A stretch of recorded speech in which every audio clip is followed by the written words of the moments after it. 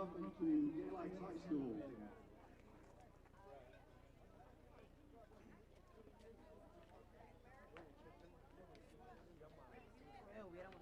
We'd like to ask for everyone to please stand at this time and remove your hat as we honor America with the Galax Maroon-Tide Marching Band performing our national anthem.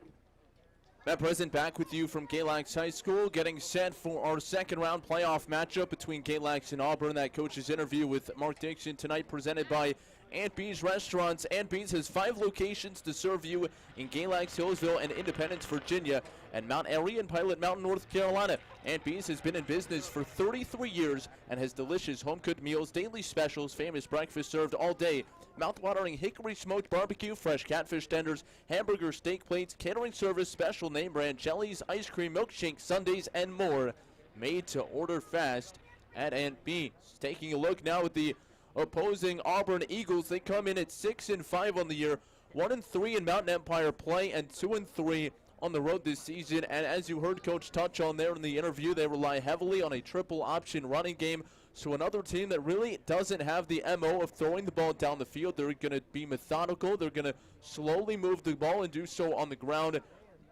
And it's that option style attack that you see from Army, Navy, Georgia Tech, keeping it on the ground, disguising the look, disguising who has the football. Payson Kelly is their quarterback. This season he's attempted just 59 passes. You compare that to Cole Pickett, and he's well over double that, 172 on the season. So that's very indicative of how much this team runs the ball. Kelly is an option on the ground. He leads them, in fact, in rushing yards this season, over 800. Carson East, a big factor on the ground, 700-plus yards. But you look across the board at all of the weapons that the Eagles have, and they have a handful of guys who have all carried the ball many times this season. A bunch of different guys over 200 yards on the ground, and that makes it very difficult to game plan who has the ball on any given play or where the ball is going to go on any given play. And you heard Coach Dixon touch on that as well. It's really not about who has the ball. It's about just following your assignment, getting upfield, and taking on your guy in that one-on-one battle, and that's what Galax will have to do here today. National anthem playing just moments ago. Captains jogging out to the field. We'll take a break here on the pregame show. Come back with the starting lineups and injury report. We're counting it down to the semifinals here in the region, Galax and Auburn, and kickoff is right around the corner. You're listening to Galax Football on WCGX, The Cat.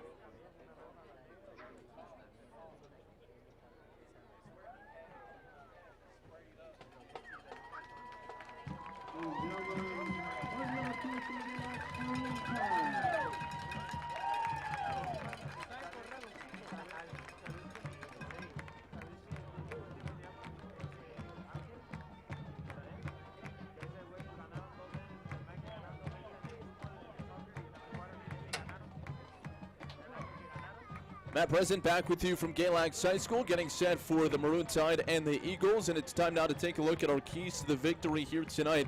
And ball security offensively is something that Mark Dixon pointed out. Can't have the turnovers, have to hold on to the football and drive it down the field and just eliminate some of the silly mistakes that, while it hasn't hurt this team in previous weeks, just given the difference in opposition, it still is very preventable on his team side of things. And defensively, stopping the run is going to be key. Again, we talked about the triple option for the Eagles. They rely on that heavy. If Galax can force them to throw the football, it will certainly play into the Maroon Tide's hands here tonight. Nothing to tell you about on the injury report. Good news there, aside from Isaac Cox, who is done for the season.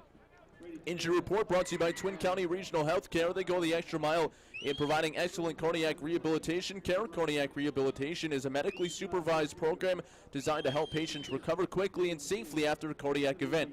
The goal is to help patients return to an optimal quality of life with improved heart health.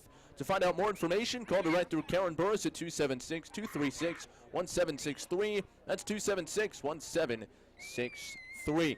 We'll have the kickoff coming up right after this. You're listening to Maroon Tide Football on WCGX The Cat.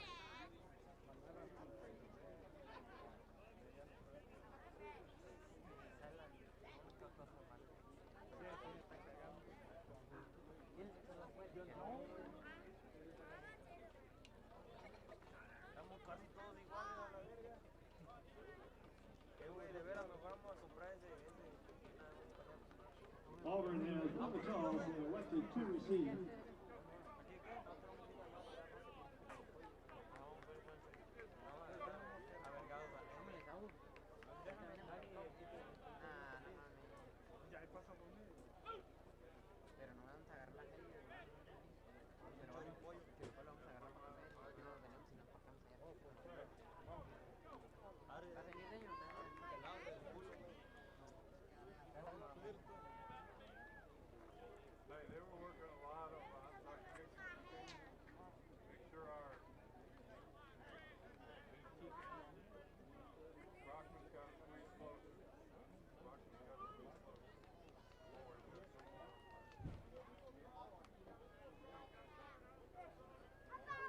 Number 3, Kelly. Number 5, Rusty Marshall will be deep for the Eagles. Number 12, 114, will Auburn inside. Ball ready to play. Ready to kick this thing off. Galax will kick it off. Auburn has elected to receive the opening kickoff.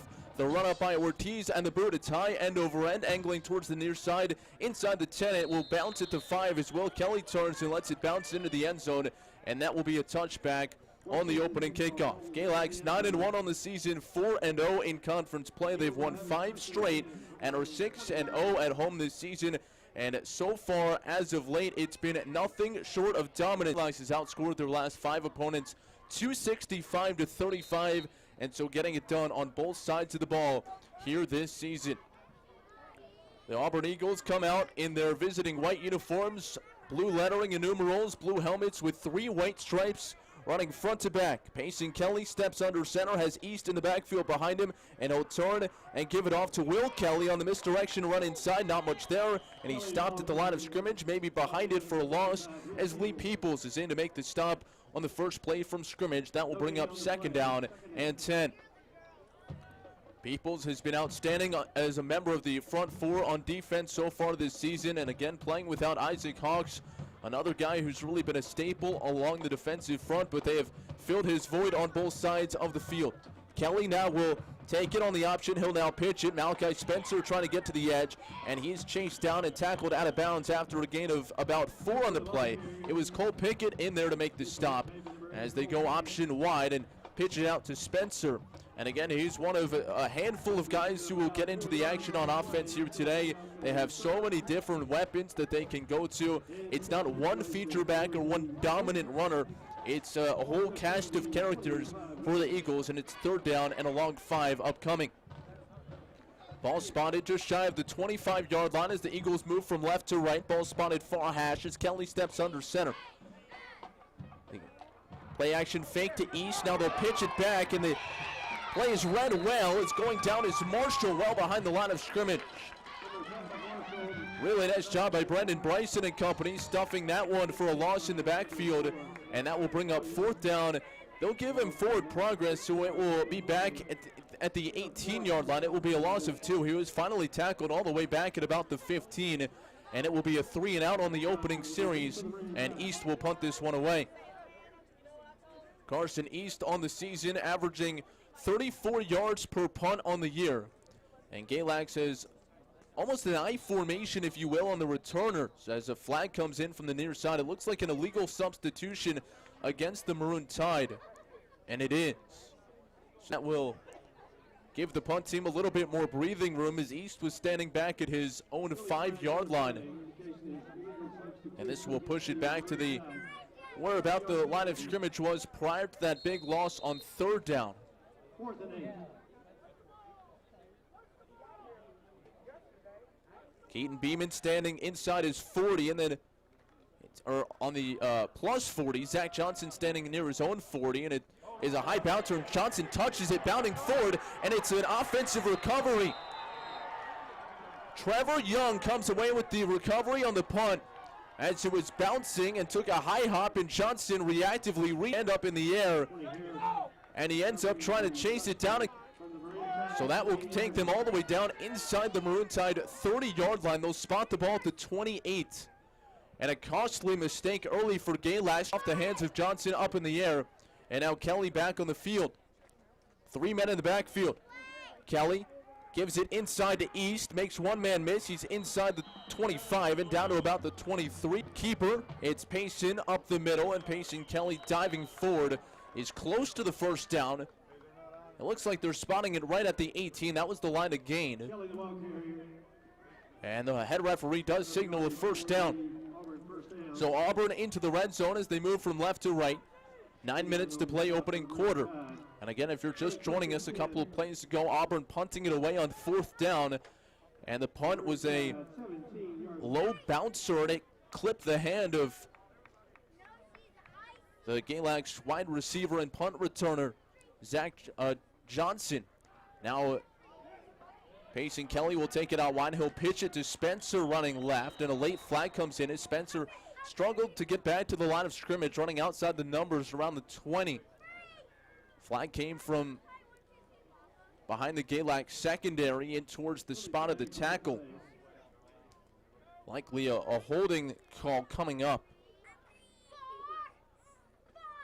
Instead, it's a personal foul and a face mask against Galax, and that will be half the distance to the goal.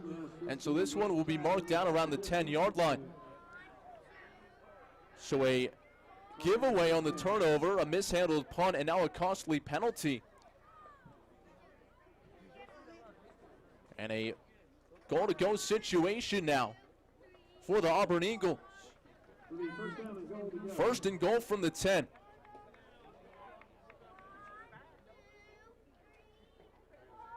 And for the first time, we see a 3 wide receiver set. Spencer in the slot near side. Harris near the numbers near side. Kelly under center with East in the backfield. Here's the snap. Kelly rolling right, throws over the middle. He's got a man. Touchdown.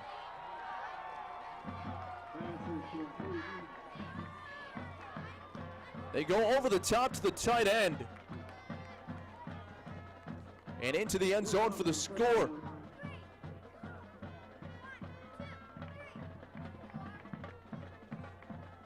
So Auburn takes the lead as they go over the top on the play, and it's a 7-0 lead now as the point after is up and through. So Auburn striking first. They take over with the penalty, or on the turnover, then the subsequent penalty, and then on play action, Kelly is able to find his man for the touchdown. And it's 7-0 Eagles here in the opening quarter with 8 minutes and 25 seconds left to play. And a rare couple of miscues have put Galax down. For the first time in 5 weeks, they've trailed in a game. Number 1, Denver Brown, number 5, Zach Johnson. So Galax will now receive.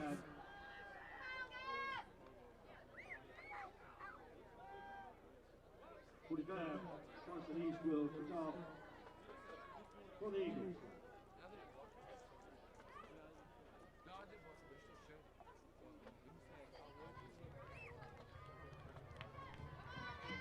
Carson East will kick this one away. Denver Brown and Zach Johnson waiting back at their own 10-yard line. It's a low pooch kick. It will bounce inside the 30. Nearly come to a stop inside the 30 as Brown scoops it up, nearly dropped it. And rather that's not Denver Brown, but rather Zach Johnson, far side, who ultimately picks it up and gets it out to the 20-yard line. So Galax will get their first crack at it on offense. With 8 minutes and 17 seconds left to play in the opening quarter, Galax trailing at 7-0. Maroon Tide this season dominant offensively, averaging almost 50 points per game, over 430 yards per game. And it's this spread read option look. Pickett in the pistol with Brown behind him.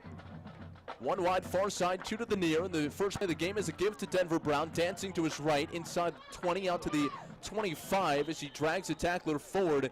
And it's a gain of 5 on first down for the senior Denver Brown, who this season has racked up over 1,500 yards and 16 touchdowns, including 102 in a score last week. The more impressive showing was the last time he faced off with the Auburn Eagles.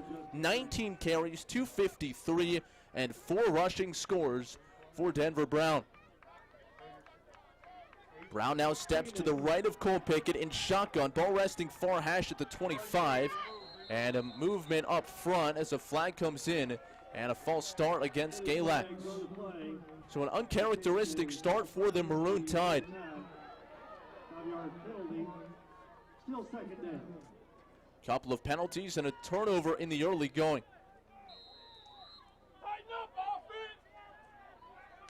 So they're backed up now. It's second down, and they'll call it 9. Hey, how about over here? And now another whistle. Their guys are on the damn field.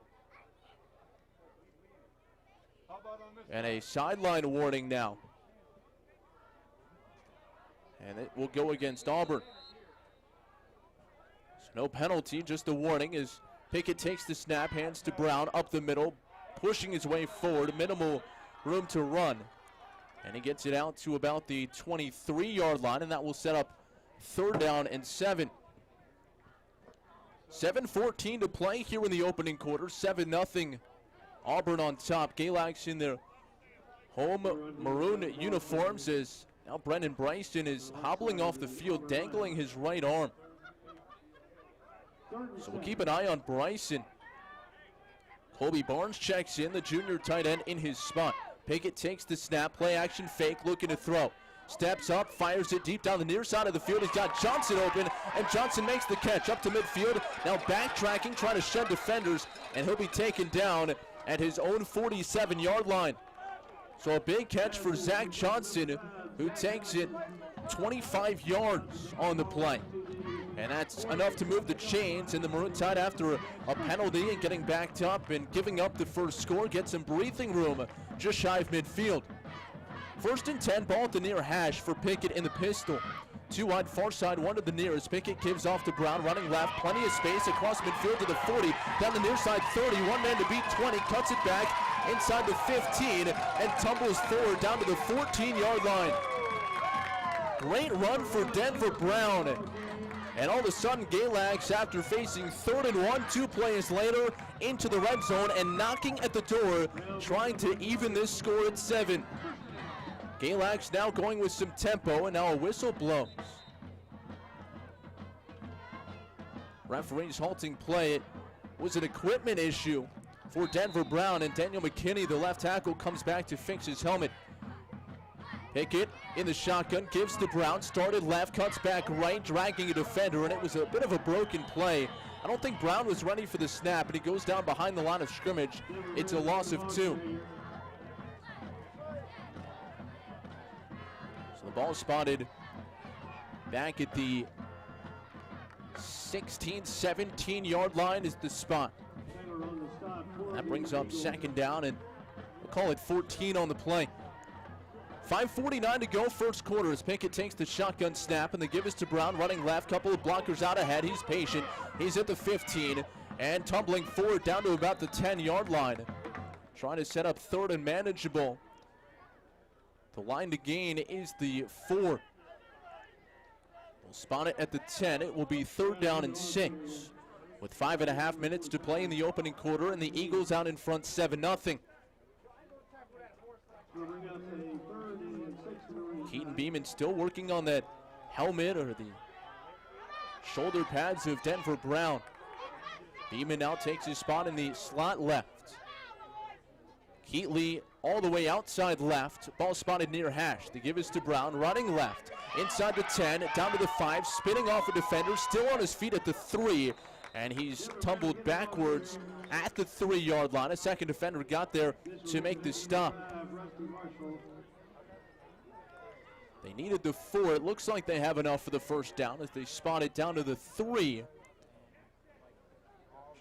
And it is a first down. First and goal for Galax as they move from right to left and are close to the end zone. Pickett in the pistol. Beeman out to the slot right. And it's Johnson all the way outside the numbers right. Colton Keatley to the left. They give us to Brown straight up the middle. Pushing forward, and he's in. Touchdown, Denver Brown. His 17th rushing touchdown of the season. And Galax with the response after being backed up on third down and 6. A couple of big plays, and they end up punching it in. And pending the extra point, it's Auburn 7 and Galax 6. 4:39 to play here in the first quarter. And Eduardo Ortiz on for the point after. 91% on PATs this season. Ball placed down and the kick is through. And we're tied at 7 here in the opening quarter of the Virginia 1A state playoffs. It's the regional semifinals. The winner of this one will take on the winner of 2-seeded Narrows and 3rd-seeded George Wythe. Galax beat George Wythe 45-14 a few weeks ago. Narrows is a team they have not faced this season. Did play him last year in the regular year. But this season a little bit different for Narrows. They're 11-0. And they stormed through the Pioneer Conference 5-0 in conference play. Last week beat Grayson County 35-7 to pick up their opening win in postseason play. So Galax, after tying things up here, will kick off right to left. Will Kelly back to receive, along with Rusty Marshall. Ortiz has been very good on kickoffs this season, 18 touchbacks. This time he'll drop it in short at the 10-yard line where it's taken by Marshall. Up the middle, 15-20, angling far side out to the 25. Trying to get to the edge, and he's steered out of bounds by Colby Barnes, just shy of the 30-yard line. So a good return there by Marshall, who averages 15 yards per return. And that time able to take it out to about the 28-yard line. And that's where the Auburn Eagles will take over. Second drive of the ball game. They were able to convert on their opening drive thanks to a fumbled punt by Galax and by Zach Johnson. That gave them about 40 yards of offense, if you will, on the play. Took them from their own 20 far into Galax territory. Payson Kelly comes out, and on the first play, he keeps it on the option, running near side. Only a yard or two. He's out to the 29, and Galax stayed nicely in their lanes as it was Josh Brown in there to make the stop after a gain of 1 on first down. 4:18 to play first quarter. Auburn moving from left to right in their visiting white uniforms. Blue numerals and lettering, blue helmets with white stripes. Galax in their home maroon uniforms as a flag comes flying, and now the Galax sideline is receiving a warning. So it must be a point of emphasis entering the postseason, or at least the second round. We've not seen this at all this season. The sideline warning to either side. Kelly looking to throw now, fires it out quickly, far side, catch is made, and Santana Sawyers comes up to make the stop immediately. Catch made on the far side that time by Preston Harris, the junior wideout, but he was unable to get any yards after the catch, just a short gain out across the 30. They'll spot it at the 32-yard line, and so that will bring up 3rd down and 6.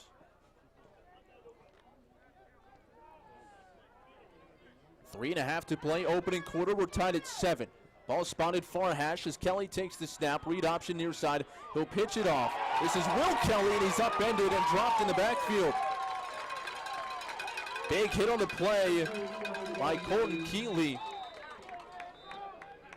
Or rather, that was Keaton Beeman in there to make the stop. And Beeman does a nice job to stay in his lane. And now that will bring up 4th down and 6. And there's a late flag on the play, and it's unnecessary roughness against Galax. Wow, that's a costly penalty, the 3rd of the game for the Maroon Tide. I must have missed it. It looked like a pretty clean hit to me. It was a big collision, but it looked very clean. And the fans here voicing their displeasure. So that will push the football all the way up to the 43-yard line. Kelly takes the snap inside, giving a big hole there for Young. He's up the middle and he's off to the races. 30-20. Johnson dragging him down inside the 10. Zach Johnson saves a touchdown, but it's a big gain for the Auburn Eagles. 50-plus yards on the carry.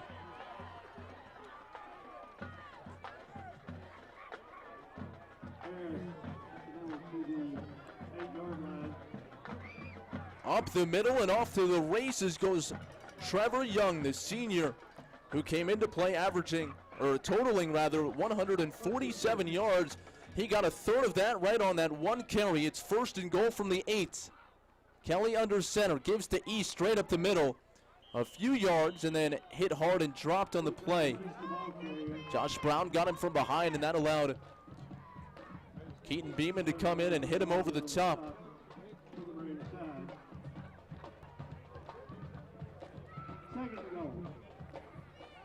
Second down and goal now from the 3 with 2:15 to play opening quarter. And Auburn knocking on the doorstep. No wideouts in the formation. And it's a quick keeper straight up the middle. Kelly diving forward for a yard.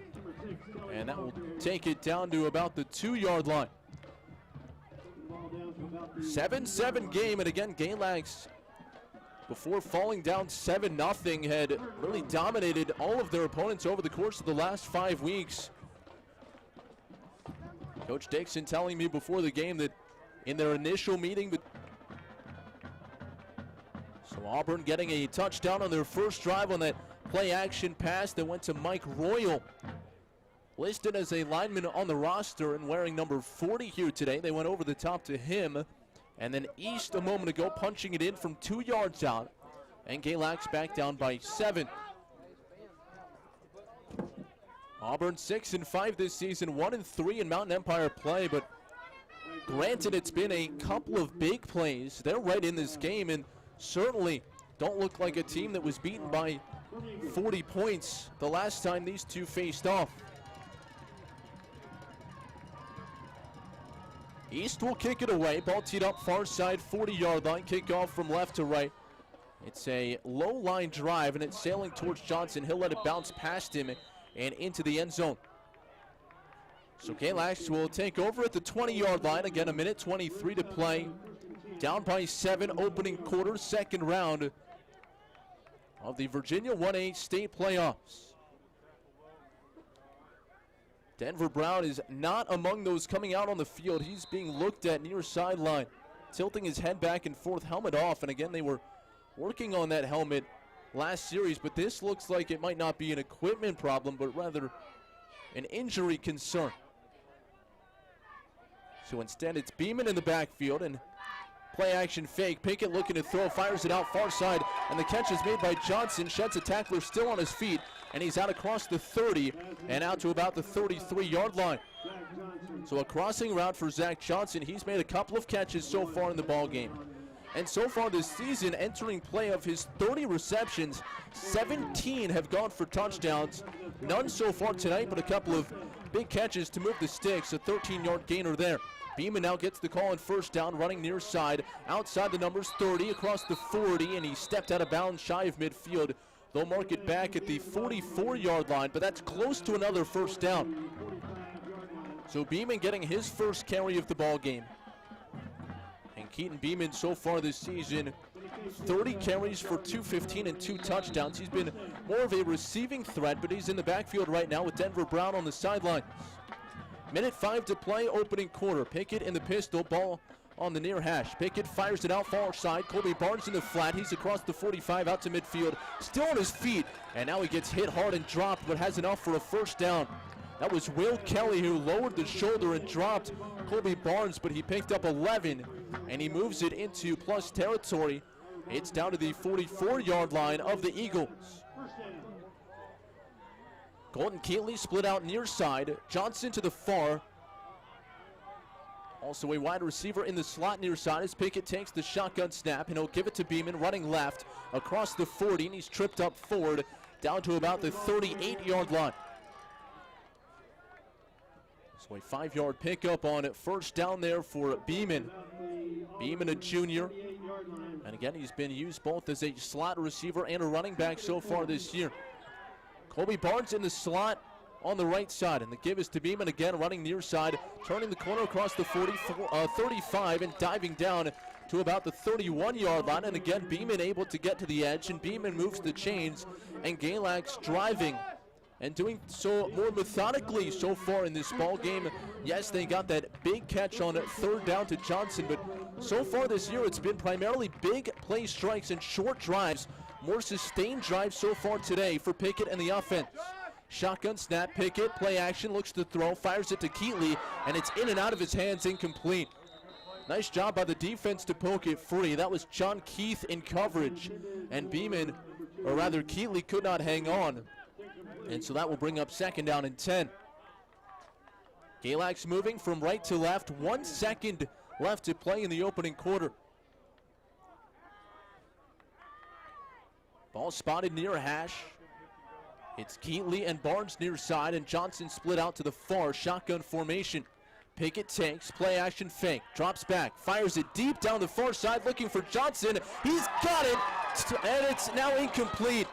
Johnson had it right around the goal line, and as he tumbled towards the end zone, he bobbled it and could not hang on. And Galax looked like they might have a touchdown instead. It's the end of the opening quarter. Great throw by Pickett, lobbing it up far side, and Johnson could not hang on. And it's a 14-7 Eagles lead after 1 quarter of play. We'll step aside. Second quarter of action coming your way next. You're listening to Galax Football on WCGX The Cat.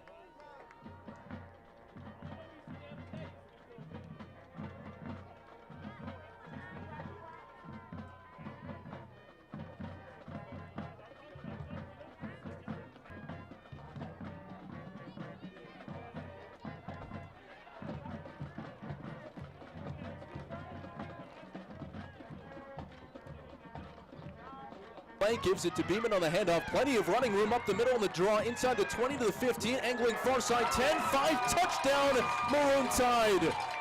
First play of the second quarter, and it's a 31-yard draw. And Keaton Beeman has his third touchdown of the season.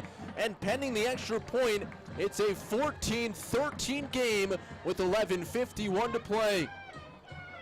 Great play call from Mark Dixon.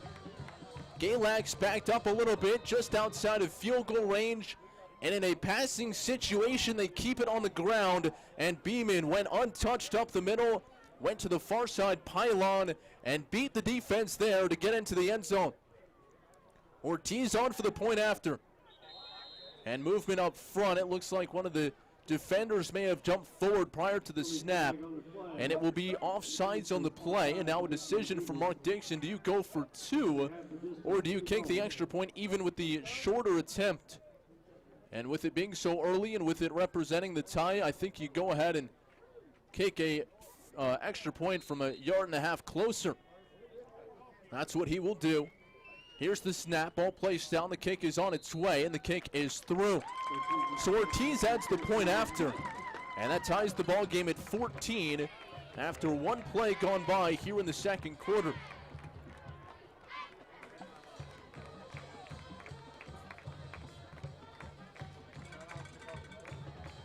So it's a 14-14 game. Scoring recap brought to you by Blue Ridge Tire and Automotive, your hometown garage for auto repair and oil changes, new tires, tire maintenance, tune-ups, and inspections. All your automotive needs located at 1101 South Main Street in Galax, open Monday through Friday, 8 a.m. to 5 p.m. Call them at 276-238-0011. So in that opening quarter, it was a touchdown drive that featured a turnover to keep it alive on the fumbled punt for the Eagles. They ultimately got in on the play action to Mike Royal. They scored a second time on a long sustained drive with their running back Carson East punching it in from 2 yards out, and now Galax has struck twice. And Ortiz will kick this one away. High end over end, angling towards the near side. It's taken there. And on the return come the Eagles up the middle, 15-20 and out to the 25. And that's where Auburn will start with it.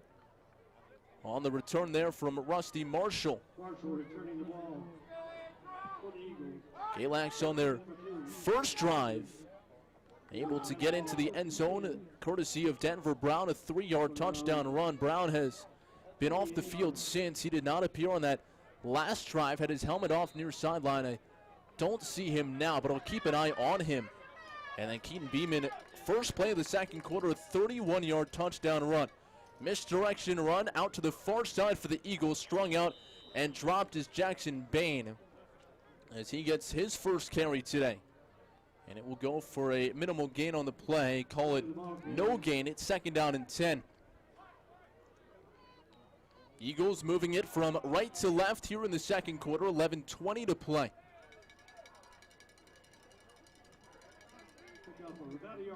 Auburn comes out of the huddle again in their road white uniforms, both the tops and the bottoms, blue lettering, numerals, and trim. Kelly under center.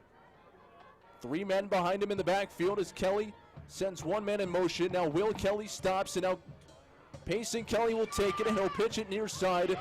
And this will go to Malachi Spencer, who's strung out near side, and Spencer takes it up to about the 30-yard line. That's a gain of 1 or 2 on the play, and it will set up third down and long.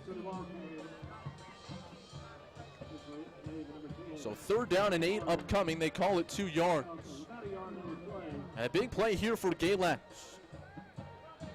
They got a 3 and out on their first defensive series, but again then on the punt, fumbled it on the return as it glanced off the hand of Zach Johnson. Opportunity now to force a second punt of the ball game. Pacing Kelly, misdirection, looking at Pat, now heaves it down the near side, pass is intercepted. Santana Sawyers has it, running it back 40, 35-30, and he's taken down in opponent territory at the 30-yard line. Santana Sawyers comes away with the interception, his first of the season, and the 5'5" senior gives Galax excellent field position. Not only a third down stop, but they get the turnover, and the offense back on the field looking for the lead.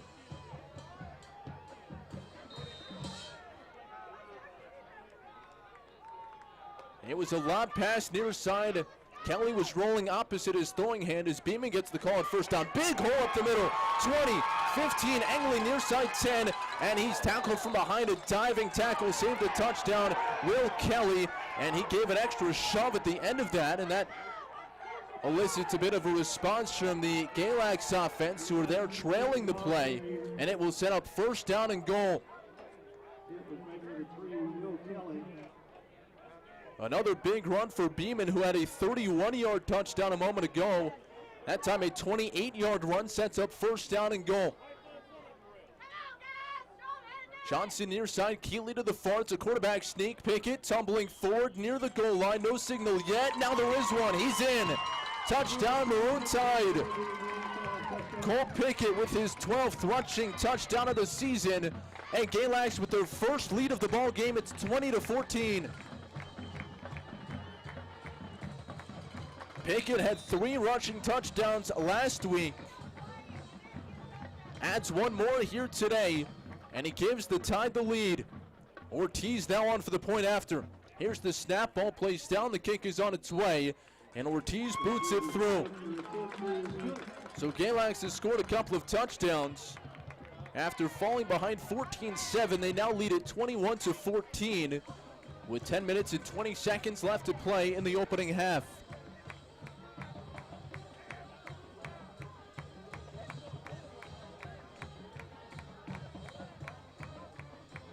Big shift in momentum in all this with Denver Brown on the sideline. He's still being looked at, sitting on the bench down to our left. And based on the fact that they have taken his helmet away, it's fair to assume that this is a head or a neck injury and that he is going to be held out for the remainder of the game, as Mark Dixon is now over there checking on him. And Ortiz getting set to kick this one away. Stutter step, run up, and the boot. High end over end kick. And it's fumbled there by Kelly. He'll pounce on it inside the 5. Now look to run it up the field, and he's met at the 8, maybe the 10-yard line, and he'll tumble forward to the 12. So Will Kelly on the return dropped the ball on the kickoff, and by the time he picked it up, the Galax coverage team got down there, and they're able to pin Auburn inside their 15-yard line. 10:13 to play, second quarter, 21-14. Galax on top. Again, they've trailed it twice today by 7 points after just running roughshod through the opposing defenses the last 5 weeks. Again, outscoring their opposition 265-35 their last 5 weeks. Today a bit closer in the first play of the series. A handoff straight up the middle, and East tumbles forward, and he's able to pick up 4 on first down as he gets it across the 15 and out to the 16-yard line. 10 minutes to play, second quarter, 21-14, Maroon Tide on top. They took the lead a moment ago on a Cole Pickett quarterback keeper from 3 yards out. Ball spotted far hash for Kelly, who comes out under center. 3 men in the backfield behind him. Spencer the motion man. Kelly will take it and keep it, and he's up the middle, and he's across the 20 and out to the 23, diving towards the sticks, and it's close to the yard to gain. It looks like he is maybe just a little bit short, but awfully close to that first down marker, and he has it. So he's able to get the first down up to the 22, just across the 22-yard line. And that's enough to move the chains with 9:18 to play here in the second quarter. Trevor Young has the biggest play from scrimmage offensively, a 48-yard run for the Eagles, who give it off again inside. And East is tackled just beyond the line of scrimmage. Lee Peoples in there on the hit. Talking with Mark Dixon prior to the game today and asking him about the future of some of the guys on his team. He said if there's one guy he thinks they can play at the next level more than perhaps anyone else, it's Lee Peoples, who might be a little bit undersized for his position, 6'2", 175 on the defensive front. A potential D2 or D3 talent. And now movement before the snap, and it will be a false start.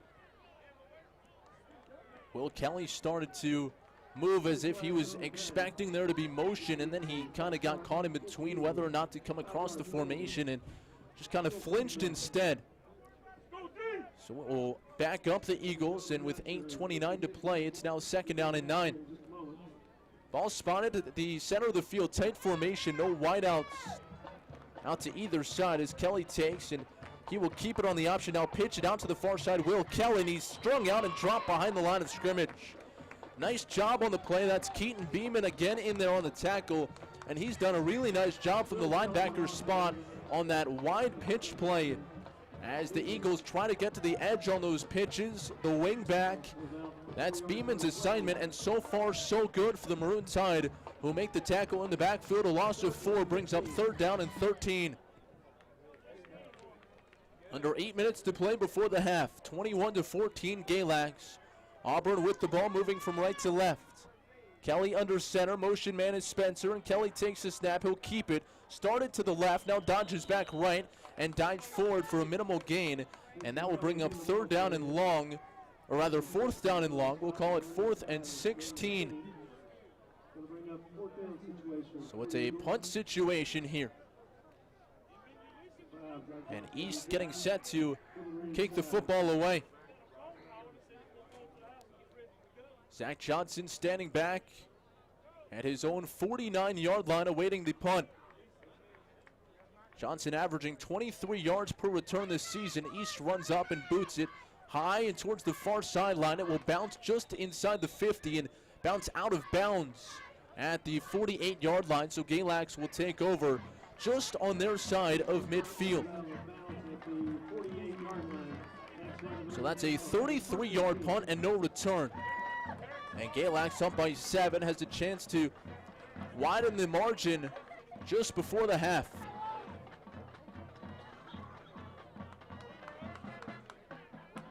Keaton Beeman looks like he may have been shaken up on the play. He's stretching his left hand out, and he's getting some medical attention. So 2 running backs down means that Nolan Lawrence will start the series in the backfield. It's one thing Galax can ill afford moving forward are injuries. They've been relatively healthy this season. As Pickett takes the shotgun snap, looks to throw, fires it out far side. Colby Barnes makes the catch and steps out of bounds almost immediately, just across midfield and out to the 49-yard line. It's a gain of 3.5, call it 4 on first down. Again, so far this season, it's been a pretty good bill of health up until the injury to Isaac Hawks a couple of weeks ago. But if you're just joining us, Denver Browns sitting on the bench without a helmet. Keaton Beeman getting tended to, as this will be Lawrence getting the call, running near side, outside the numbers at the 45 and tumbles down to the 40. He was able to sprint to the edge, and that's enough to move the chains. So a gain of 9 for Lawrence. And Galax now into opponent territory just inside the 40-yard line. Lawrence, a sophomore, 15 carries for 142 so far this season. And Mark Dixon feels that he, with his athleticism, his speed, has a very bright future in the backfield for the Maroon Tide. He's in there with a pistol set. Pickett looking to throw, has a man deep down the near side. Johnson with the catch inside the 10, and he'll take it in for the score. A 39-yard hookup. Pickett to Johnson. It's Zach's 18th touchdown reception of the season, and Galax with a 27-14 lead with 6:23 to play in the opening half. So many big plays for the Maroon Tide offense this season, and among them, so many to Zach Johnson. And that time a 38-yard touchdown catch, and Ortiz now in for the point after. Here's the snap, ball placed down, here's the right-footed kick, it is up and it is good. And after trailing by 7, Galax has responded. They've scored on each of their last 3 drives, and they now lead it 28-14 with 6 minutes and 23 seconds to play in the opening half. So Johnson now across the 700-yard receiving mark and has his 18th touchdown grab of the year. And the junior transfer has paid big dividends to the Galax offense in the 2019 campaign. So after a little bit of a slow start for Galax, they've responded, and they're now ahead by 2 scores.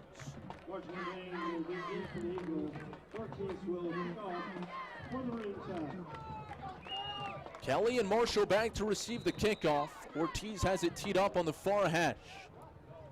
He boots in a low line drive far side, bouncing to Kelly. He'll scoop it up on the shoulder high hop at the 10, 15 out to the 20, weaving his way through 25, 30, and dragging defenders out to the 35-yard line, where he's tackled just in front of the Eagles bench out on the far sideline. So a couple of good returns on each of the last 2 kickoffs for Kelly, who did have that mishap where he had to down the ball essentially after he muffed the kickoff. Only able to get it out to the 12-yard line on the last kick, but he's had a couple of good ones here in the opening half. So Payson Kelly in the offense, moving from right to left with 6:16 to play in the opening half. Kelly under center, 3 men in the backfield, and the give is out wide. It's a pitch play, and Marshall running out to the far sideline, and he's shoved out of bounds. It's a late hit. Flags come in just shy of midfield. They faked it to East inside, and then Kelly pitched it out to Rusty Marshall far side, and Marshall got across the 50 or near the 50, and then he was shoved into the bench, and that penalty on the unnecessary roughness will push this into Galax territory and likely move it inside the 40-yard line depending on the spot.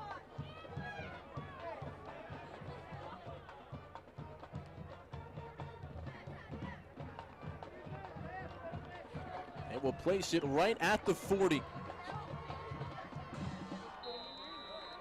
So the play plus the penalty,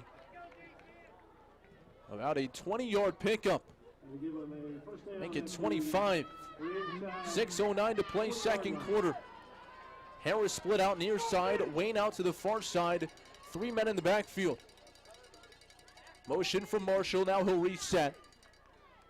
Kelly takes it, pitches out to Marshall far side, and he's shoved out of bounds. Could not get to the edge, and once again, it's Keaton Beeman staying in his lane, staying disciplined on the pitch, and he's able to make the stop. It's a loss on the play, a loss of 2. We'll bring up second down and 12. Beeman has been so good defensively today. And good to see him back in there after he was tended to medically during that last offensive series. Denver Brown still on the sideline, towel draped around his neck, sitting with the kickers on the bench to our left. Second down and 12, 6:03 to play, ball spotted far hash. Play action fake. Kelly looks to throw, lobs it far side, tipped and intercepted. Johnson with the takeaway at the 25, running it back near side. Slips out of one tackle, up around the 30, trying to get to the edge, 40. He's up to midfield at the 50. Slips out of a shoestring tackle, and he somersaults forward down to the 32-yard line. 2 interceptions in 2 series. Santana Sawyer's last time. Now it's Zach Johnson defensively getting his first of the season, and he takes it all the way back to the 33-yard line is where they'll spot it. Galax in good field position after the takeaway, but there is a flag back behind the play. So hold on. And it's a pass interference call against the defense. And so that will wipe away the turnover. And Galax, who has now been penalized 6 times in the ball game, will be backed up even further.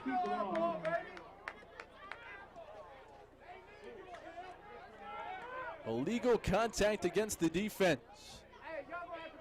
And this one will get marched down all the way to the 19-yard line. Oh, excuse me, it was an illegal block in the back on the return, so the interception stands. Galax will have the football. So the interception for Johnson counts, the return does not. So Galax still takes over 1st and 10 from the 16-yard line. 28-14 tied on top as Pickett takes the shotgun snap.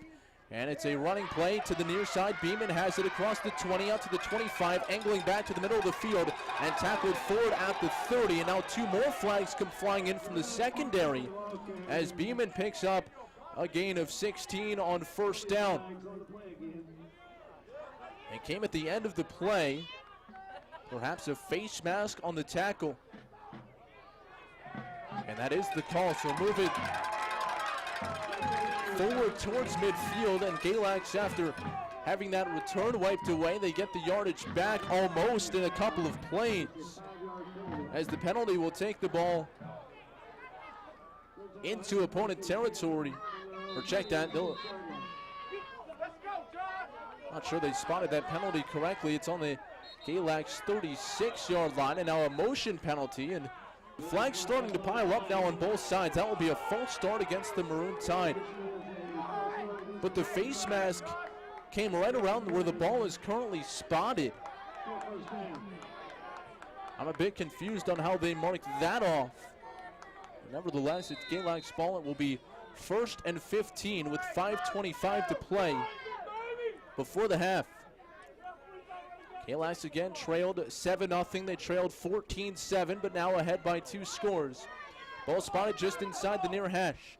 Pickett takes the shotgun snap, delayed handoff now to Beeman. He's up the middle, slips out of a tackle up to the 40, and it bounces off a defender across midfield, 50, 40, and he's down at the 36-yard line, and another flag comes in on the tackle out of bounds. A late hit on the play, and Beeman absolutely ran over a defender, and he's able to move the ball into opponent territory and then some.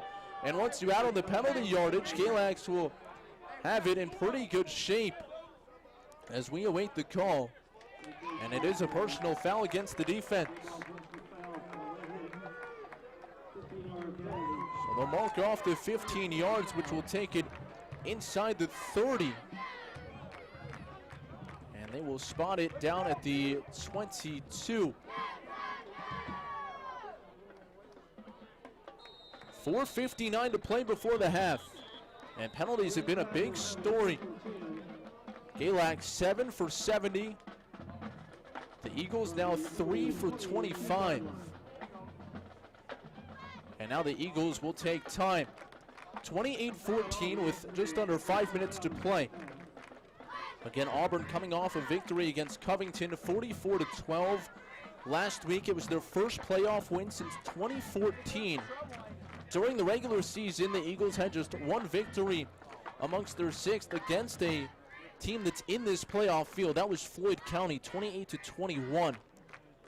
And despite being in the same division and facing each other throughout the regular seasons, Auburn and Galax here today meeting for the first time in postseason play. Galax has held the decisive advantage in this head-to-head series. In fact, in the last 3 games head-to-head, Galax has outscored the Eagles 146-21. But Auburn, again, who had scored just 21 in their last 3, 14 so far in the opening half. And Galax, by way of a couple big plays and a couple of penalties, now have the ball at the 22-yard line out of the timeout. Colby Barnes now in the backfield, and he'll get the carry straight up the middle. And he's taken down by East on the play. So East in there to make the stop, and not much there for Colby Barnes, who's able to give Beeman a play to catch his breath out of the timeout. Again, if you're just joining us, Denver Brown with his helmet off on the sidelines appears to be out for the remainder of the game. He's the feature back, so Beeman, Barnes, and Lawrence will try to make up for his workload. Beeman back in there. Barnes split out to the slot far side. One wide out outside the numbers to either side. Pistol set for Pickett. He takes the snap, and he will keep it on the option to the 20, down to the 15, and he's tackled forward down to the 11. Ball popped out, but he is ruled down on the play. So Galax will retain possession. Tackled on the play by a combination of Marshall and Young. And so Galax will have it. And he gets the first down, 2 on the play. It's first down and 10 from the 11. So Galax can get another first down without scoring a touchdown, but it would be difficult to do so. Santana Sawyer split out to the near side. Colton Keatley to the far side. And Barnes in the slot far side. Play action fake. Pickett steps up, fires it to the end zone. He's got his man. Touchdown, Santana Sawyer. Just his second reception of the season, and it's his first touchdown. And Galax goes ahead 34-14 with 3 minutes and 52 seconds to play.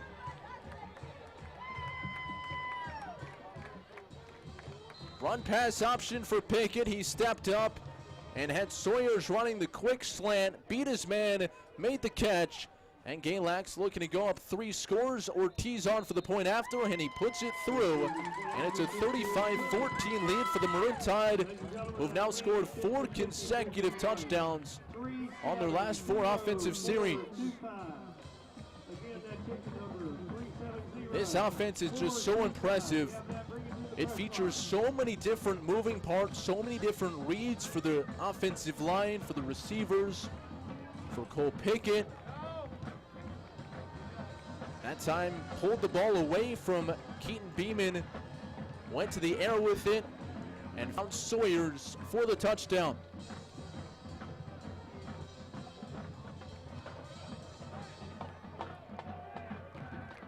3:52 to play, and Ortiz will kick off from left to right. Kelly and Marshall back to receive, standing at their own 5-yard line.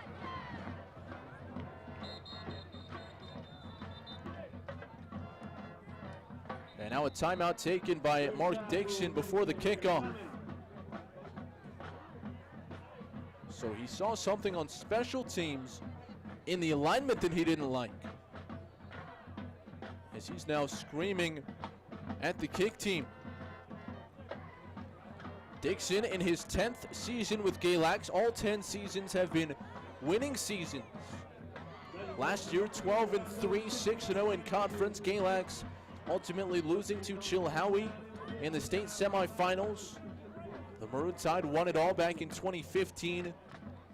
And with a win here today, Coach Dixon would pick up the 99th victory of his career with the Maroon Tide.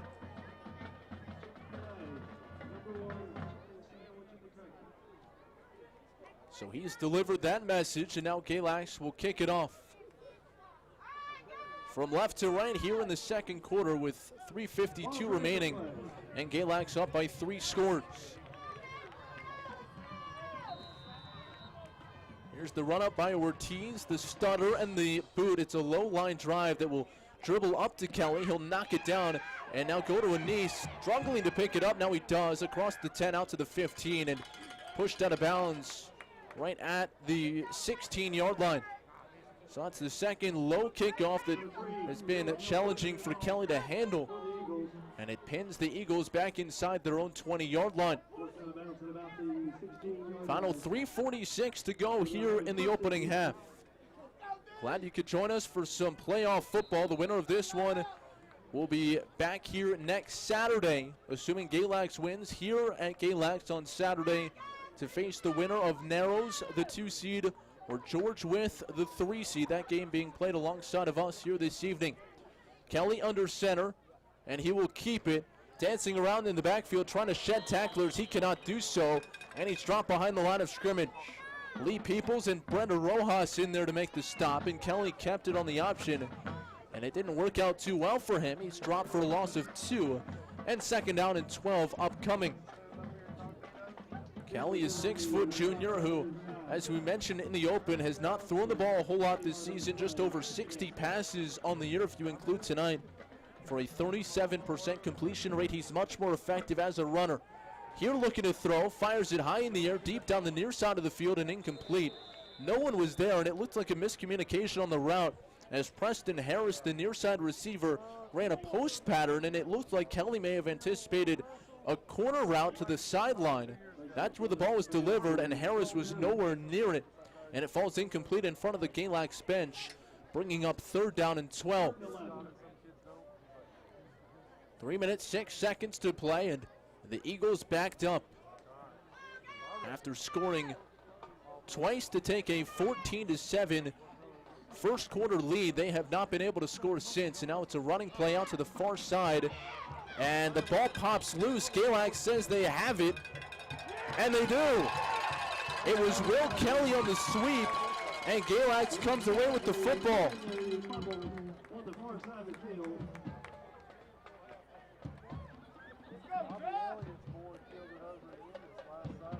Keaton Beeman in there again. He's played a fantastic half of football defensively. And Galax will take over at the 9-yard line. 1st and goal. We talked about field position with Coach Dixon on the pregame show. And turnovers and penalties have dictated a lot of the field position here tonight. Pickett and shotgun, Beeman behind him. Play action fake. They fire to the end zone, and the pass is broken up, incomplete. It was intended for Colton Keatley, and a really nice defensive play by Austin Flora, who got in there to knock it away, and that will bring up 2nd down and goal. Flora, the 5'9 senior, has made 1 interception this season. That time just kind of reached out ahead, wrapping his arm around in front of the defender.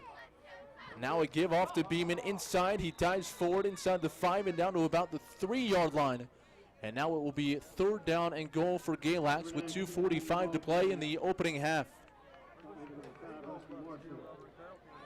Last time in this situation, it was a quarterback keeper for Pickett. Goal to go. His 12th rushing touchdown of the season. 3rd and goal from the 3. Beeman is the tailback, 2 wide far side, and the give is to Beeman up the middle, and he's in. Touchdown, Maroon Tide. The offensive line created a massive hole, and Beeman takes it in for the score, and it's now a 41-14 lead pending the extra point. Beeman's 2nd rushing touchdown of the day. One from 31 yards out, and that one from just 3. And Ortiz on for the point after. Here's the snap, the hold by Keatley, and the ball is booted up and through. And so Ortiz tacks on the point after, and Galax goes ahead 42-14 with 2 minutes and 25 seconds to go before the half.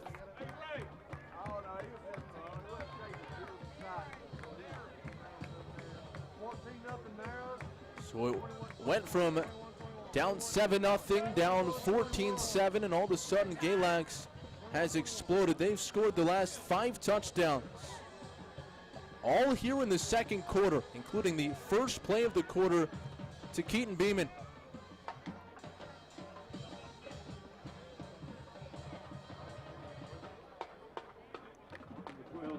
Ortiz now getting set to kick off.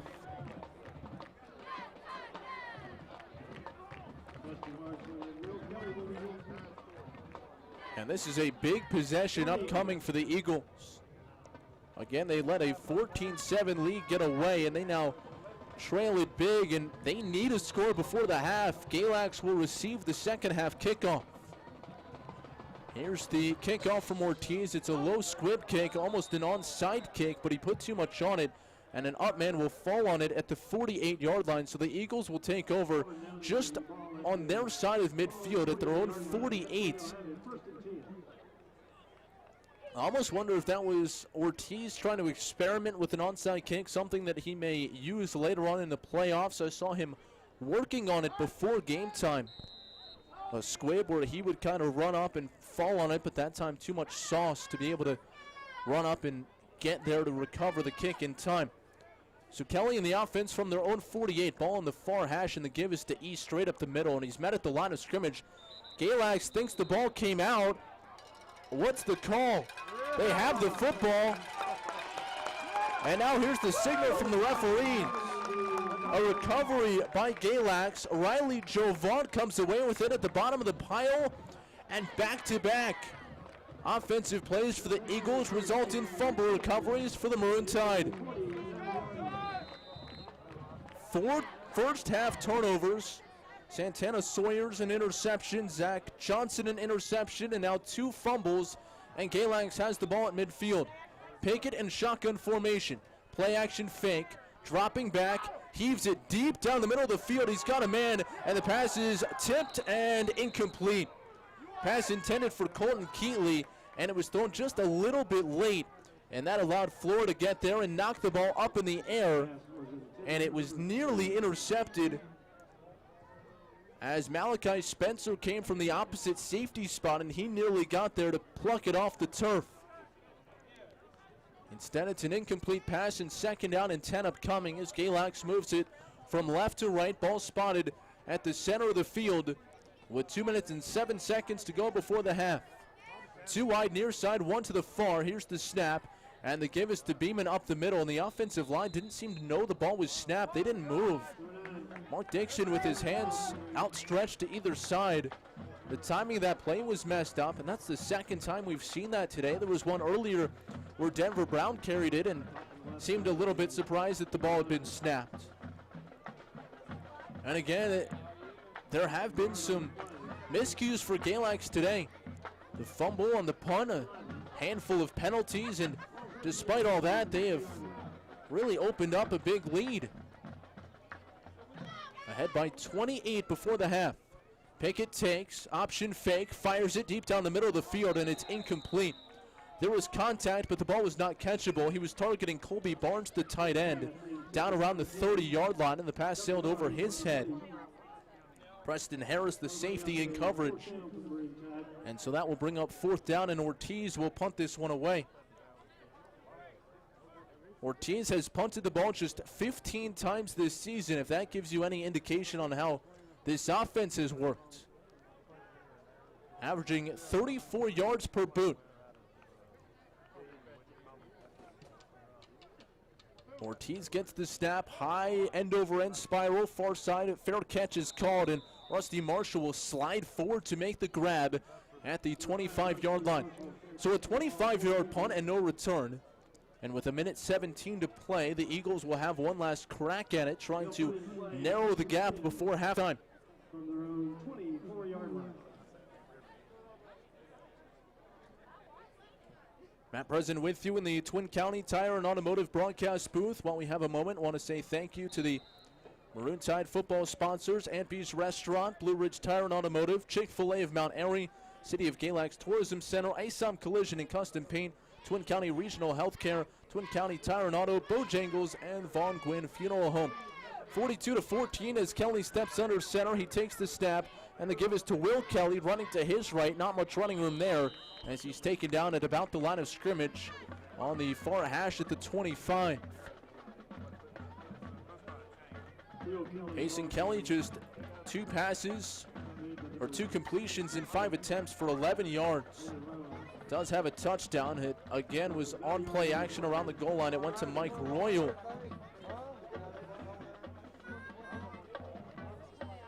Trevor Young, 1 carry for 48 yards, the leading man on the ground for the Eagles so far today. Second down and 8, clock winding, under 40 seconds to play. Kelly on the option will flip it out near side. Malachi Spencer dragging a tackler forward, but Barnes makes the tackle, wraps him up across the 25 and out to the 26-yard line. So a minimal gain, and this could be the final play of the first half. 20 seconds remaining, play clock at 30, so they don't have to snap it. But the Eagles will huddle up regardless. Does not look like they'll get it off, though. Play clock at 8, and they have yet to break the huddle. Or game clock, I should say. It's now down to 4, 3, 2, and it will run out. So that will bring us to the end of the opening half. Galax with 5 second quarter touchdowns, and they go from down 7 to ahead 28. It's a 42-14 advantage. Cole Pickett, 2 touchdown passes. Keaton Beeman, 2 touchdown runs. And again, it's a 28-point Galax lead at the break. Scoring recap, halftime stats coming your way when we come back. We'll step aside. You're listening to Galax Football on WCGX The Cat.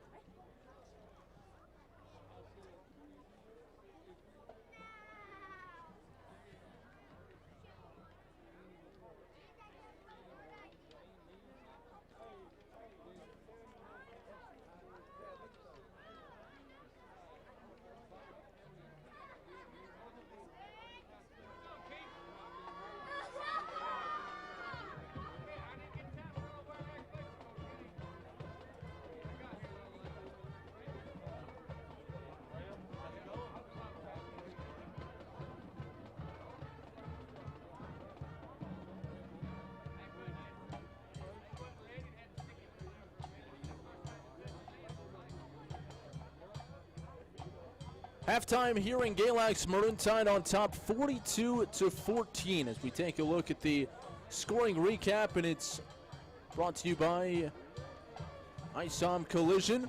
ISOM Collision and Custom Paint is your hometown specialist for collision repair and custom paint projects. ISOM Collision, located 1 mile from I-77 between Jeff Johnson Chevrolet and Horizon Rental. Open Monday through Friday from 8 a.m. to 5 p.m.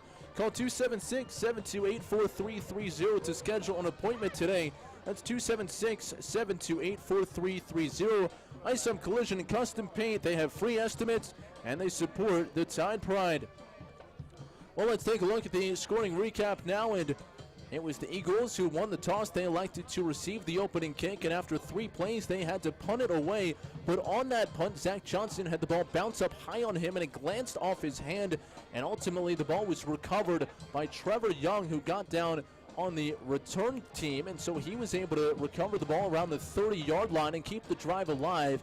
And ultimately, Payson Kelly was able to cap that drive around the goal line as Mike Royal, who's listed as a lineman on the roster, has switched his number to 40. We didn't know who it was at the time, but it was Royal who went over the top on the play action from a kind of a tight end position in there as an eligible receiver, and he brought down the touchdown reception. So they kept the drive alive via the penalty, punched it into the end zone on the play action throw, and Kelly connected on his first pass of the game for a touchdown, and that put the Eagles ahead 7-0.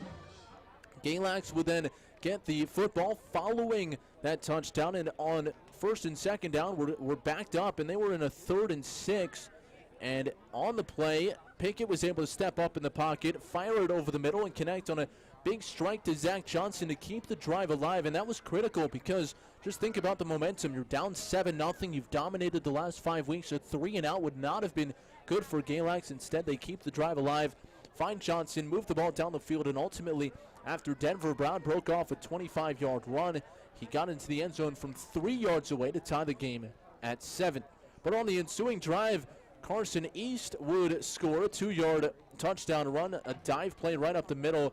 The big play on that drive was Trevor Young, who again was the guy who got in there to make the fumble recovery. Well, Young broke off a 48-yard run to move the Auburn Eagles down inside the red zone, and ultimately, again, it was Carson East who punched it in to give them that 7-point advantage back at 14-7.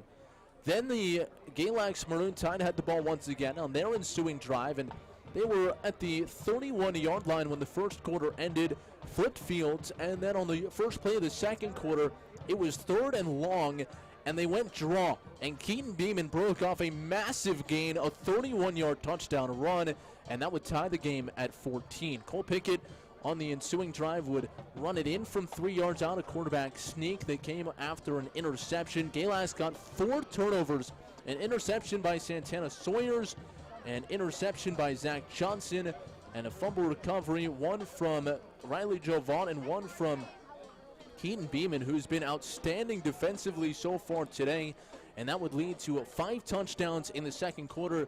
Pickett also connecting with Zach Johnson on a 39-yard touchdown throw and catch, and then one to Santana Sawyers with 3:52 to play on a again when they took over after a turnover, and Sawyers on the read option pass ran a slant route into the end zone for his first touchdown grab of the year.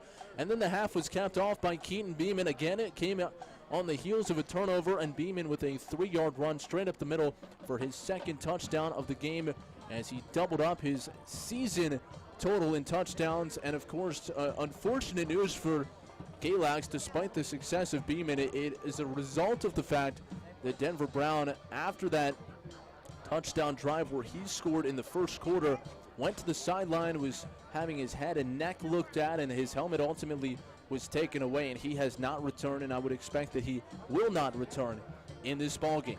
Halftime here at Galax, the Maroon Tide on top, 42-14. We'll come back and give you the halftime numbers right after this. You're listening to Galax Football on WCGX The Cat.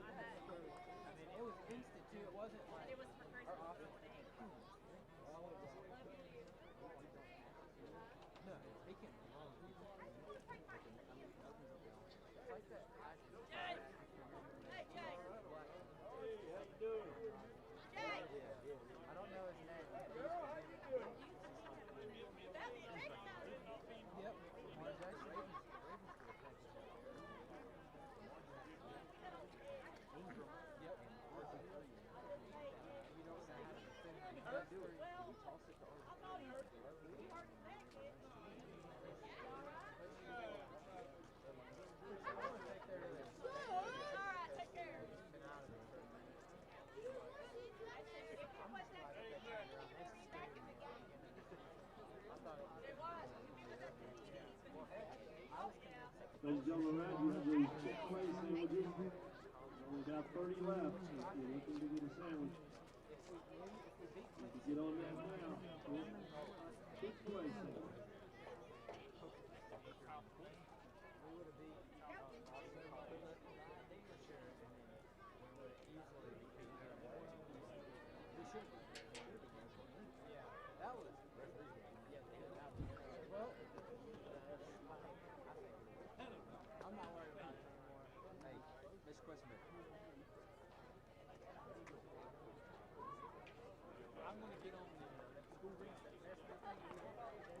(42-14), Galax on top here at the break. Matt Present back with you at halftime, and it's time to look at some of the individual and team stats. We'll start with the team numbers. Galax runs 32 plays in the first half for 324 yards. They hold the ball for 9.5 minutes, 21 rushes for 220 yards. They also get 104 yards through the air, 2 touchdowns, no interceptions. They did have that fumble lost on the kickoff. 18 first downs, 11 of them rushing, 5 passing, 2 via penalty. They convert 4 of their 5 third downs in the ballgame. Galax, this is something we haven't touched on a whole lot this season, but third down conversions, they are at 45% to their opponent's 28% on the season, and more of that sort here tonight. 7 penalties for 70 yards, the biggest concern for the Maroon Tide, who did punt it away once. It was a 26-yard boot for Ortiz. As for the Eagles of Auburn, 31 first half plays, 95 yards of total offense, although they have held the ball for 13 minutes and 5 seconds. 84 rushing yards, 11 passing yards, 1 touchdown, 2 interceptions, 2 fumbles, lost them both. So 4 total turnovers in the opening half, and Galax each time scoring a touchdown off of the turnovers. 9 first downs, 4 rushing, 1 passing, 4 first downs via penalty. Again, that's something that Mark Dixon, I'm sure, is pointing out here at halftime. 2 of 6 on third down conversions, 0 of 1 on fourth down conversions, 3 penalties for 25 yards, 2 punts for 38. Halftime here at Galax, it's a 42-14 lead for the Maroon Tide, and we'll look at some of the individual numbers when we come back. You're listening to Galax Football on WCGX, The Cat.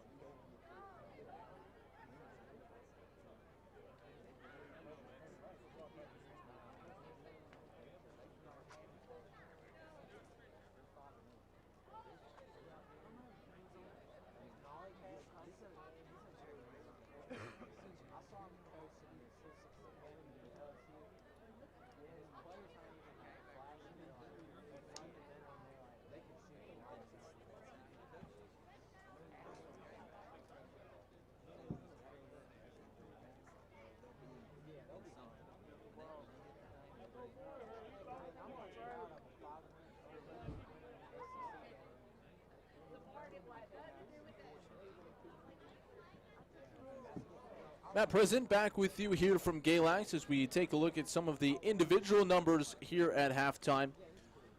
And we'll start with the Maroon Tide here after 1 half of play. Cole Pickett, 6 of 11 passing, 104 yards, a 55% completion rate, 2 touchdowns, and no interceptions. 5 different runners in the opening half. Keaton Beeman leads the way, 10 rushes, 136, and 2 touchdowns. Denver Brown, before he left due to injury, 7 carries, 61 yards, and he also came up with a touchdown. Cole Pickett, 2 carries, 13 yards, including a quarterback keeper from 3 yards away for a touchdown in that second quarter.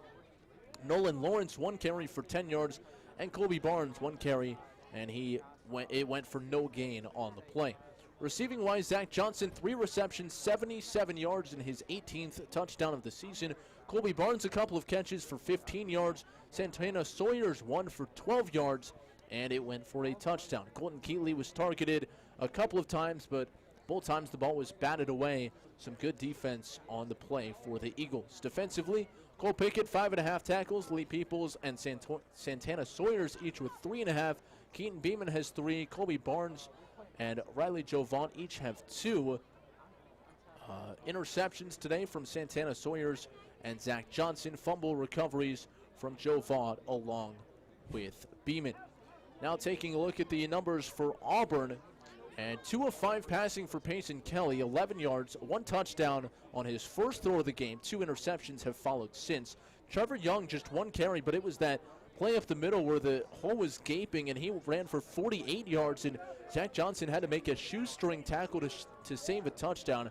Carson East has shouldered the load, 8 carries for 28 yards, so averaging 3.5 yards per. He has 1 touchdown. Malachi Spencer, 3 carries for 7 yards. Most of them have gone to the edge, and they've been kind of boom or bust. He's had a few that have been big gains. He's had a few where he's lost significant yardage. Payson Kelly, 6 carries for 3 yards, and Will Kelly, 5 carries for -5 yards. Receiving, the 1 touchdown was 8 yards out. It went to Mike Royal. The other completion to Preston Harris, 1 reception, 3 yards. Carson East, 2 extra points. Both are good. He's also punted it twice for an average of 38 yards. Rusty Marshall, 3 returns for 66 yards. Will Kelly, a couple of returns for 17. Halftime here at Galax, and our halftime stats are brought to you by the City of Galax Tourism. Some of the most enjoyable activities you can experience in Galax: a drive down quiet mountain roads, eating delicious foods, or taking an old-time mountain and bluegrass music. A glimpse into the culture and history of our small city is one of the many simple pleasures that can be experienced in Galax. To learn more about things to do, places to eat, and events up and coming, go to visitgalax.com. That's visitgalax.com. You can also stop by the Visitor Center at 110 East Grayson Street. We'd love to have you. The Tourism Center, we wish the best of luck to all Maroon Tide sports. Roll Tide. Halftime here at Galax. When we come back, we'll take a look at the playoff bracket and what's to come here in postseason play. Again, it's the regional quarterfinals here today, or the regional semifinals, I should say, here today, and the right to go to the regional final, the 3rd and final game that Galax would host, assuming they hold on here today next Saturday. We'll tell you more about it when we come back. Again, it's a 42-14 halftime lead for Galax. You're listening to Galax Football on WCGX The Cat.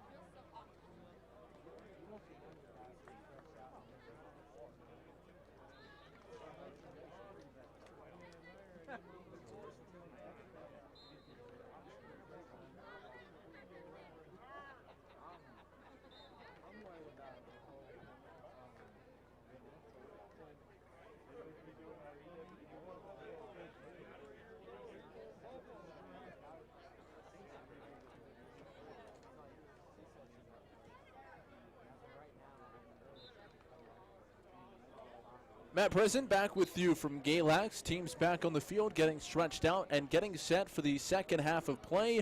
Galax leading Auburn 42-14 here at halftime. We welcome you back inside the Twin County Tire and Auto broadcast booth.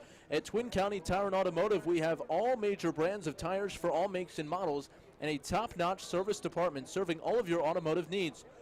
Our waiting room is clean, smoke-free, and with Wi-Fi and vending machines. We offer state-of-the-art road force balance and nitrogen inflation to improve the life of your tires. Winterize your vehicle today. Come by and see us for all of the best deals in town at 103 Webster Street, across from the police department. Call to schedule an appointment today at 276-236-0007. Taking a look now at the Virginia State 1A playoff bracket, and that's what Galax and Eastern Montgomery started off in last week. The 1 against the 8. Today it's Galax, the 1 seed, against Auburn, the 5 seed. And the other part of this region, Narrows last week beat Grayson County 35-7 to advance. George Wythe topped McClure 63-21. So Narrows and Wythe are playing opposite us. The winner of that game will face off with the winner of this one next Saturday. If it's here at Galax, it's a 2 o'clock kickoff time. Again, that's Saturday, November 30th, 2 o'clock here at Galax, assuming the Maroon Tide hold on to win here today. Across the bracket on the other side, the teams that remain on the top left of the bracket, Essex, the 1 seed, facing off with Washington and Lee, the 4 seed. Rappahannock, the 2 seed, facing off with West Point, the 6 seed, who last week upset Kings and Queen 24-6. Riverhead, who won the state title last year, the 1 seed, facing off with Franklin, the 5 seed today. Elsewhere in that region, it's 2nd seeded Sussex Central facing off with 6th seeded Alta Vista, who beat Campbell last week, an upset in that region. And in the other quadrant of the bracket, Patrick Henry, the 1 seed, facing off with Holson today. And Burton, the 2 seed, faces Chilhowie, the 3 seed. Again, it was Chilhowie who beat Galax in the state semis a year ago. The Eagles won the opening toss. They elected to receive, so the Maroon Tide will get the ball here to start the second half. Zach Johnson standing back at about the 10-yard line. He's joined there by Keaton Beeman. Here's the run up and the boot. It's a low bouncer, and it's picked up by an up man at the 30, and that's Josh Brown, who slides forward to about the 34-yard line. And so Galax will start there, 1st and 10 from their own 34 as they move from left to right.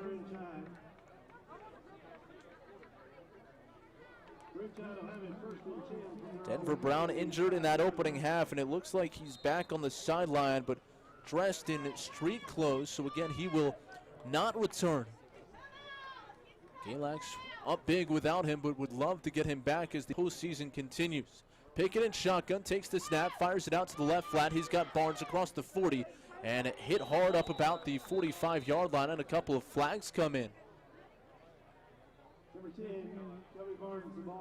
we'll see if that is on the defense for lowering the shoulder. It didn't look like helmet to helmet. It looked more like shoulder to shoulder against Kobe Barnes, who's very physical in his own right.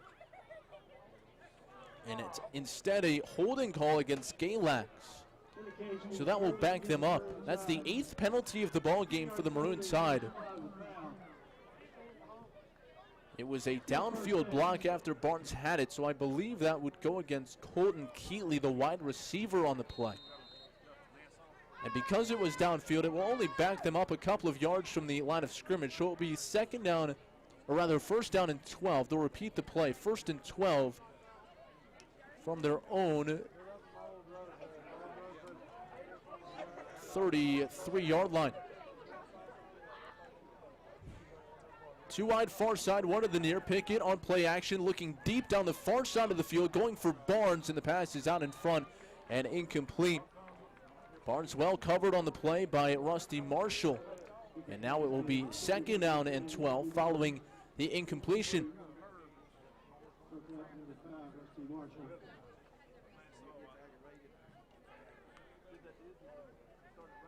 42-14 the score. We are just underway, second half. Ball spotted far hash. Barnes motions from left to right across the formation. He's now in the slot right with Johnson near side and Keatley far side. It's a handoff to Beeman, trying to get to the edge, turns the corner, 35, and he's taken down at about the 37-yard line. On the tackle there for the Eagles is Malachi Spencer, and it will set up 3rd down and 8. Referee just blew his whistle to stop play. I didn't see a flag initially. I guess there was one, and it's a hold against the Maroon Tide.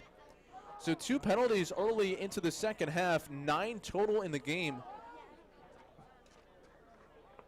And I'm a little bit surprised that this penalty is being accepted, because it would have been 3rd down and 8. Instead, it's 2nd and 22, or 2nd and 18 rather. And it might, in another scenario, you might say, well, for sure, rather the long down and distance, but with the explosive offense, we're giving Galax more plays. Broken play here. Pickett turned to hand it off, and the running back was to his opposite side, so he'll take off and run, and he gets past the original line of scrimmage and out to the 36-yard line. And so now it sets up 3rd down and 9. And so instead of 3rd and 8 on that previous play, you have 3rd and 9 here. So I guess it's about a wash. But again, you're seeing some miscues from Galax today that we really haven't seen much of this season. That time Pickett turned to his right to hand the ball off, and Beeman moved to Pickett's left to receive the handoff, so he just wasn't there. One wide far side, two to the near. Ball spotted far hash as Pickett takes the snap. He's dropping back to throw. Steps up, chase from behind, and fires it incomplete.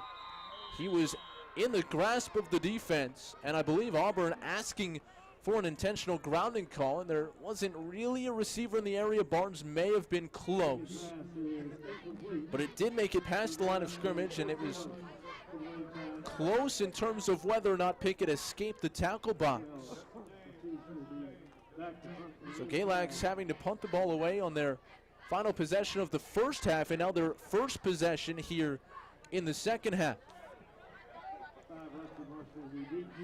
They'll punt it away from the 36-yard line. Ortiz standing back at his own 22. Marshall standing back at his own 30 as the punt is away high end over end towards the far sideline, and this will drift out of bounds, and they will mark it up around the 45-yard line. So it's a short punt, just 19 yards on the punt from Ortiz. And good starting field position now for the Auburn Eagles. Again, a couple of drives in a row have stalled for the Maroon Tide, but fortunately a 4th turnover second quarter resulting in 5 touchdowns for the Galax offense, and they are up big, a 28-point advantage. One wide to either side. A trio in the backfield behind Kelly, who takes the snap. Option, now he'll pitch it. This is Malachi Spencer who has it, and he's trying to get back close to the line of scrimmage, and that's all he'll get. Galax ripped the ball away on the play. Brendan Bryson took it away, but I believe they're going to say forward progress was stopped first. So Malachi Spencer, no gain on first down. We'll bring up second down and 10. 9:43 to play here in the third quarter as the Eagles move from right to left. And Auburn defeating Covington last week 44-12, their first playoff victory since 2014. Big feather in the cap for Cam Akers and company. Ball spotted middle of the field, and here's an inside keeper for Kelly, and not much running room, just a yard or two. Taken down on the play by Lee Peoples, who made the stop inside. And now it's third down and long, third and about 7 or 8, depending on this spot. With 9 minutes to play here in the third.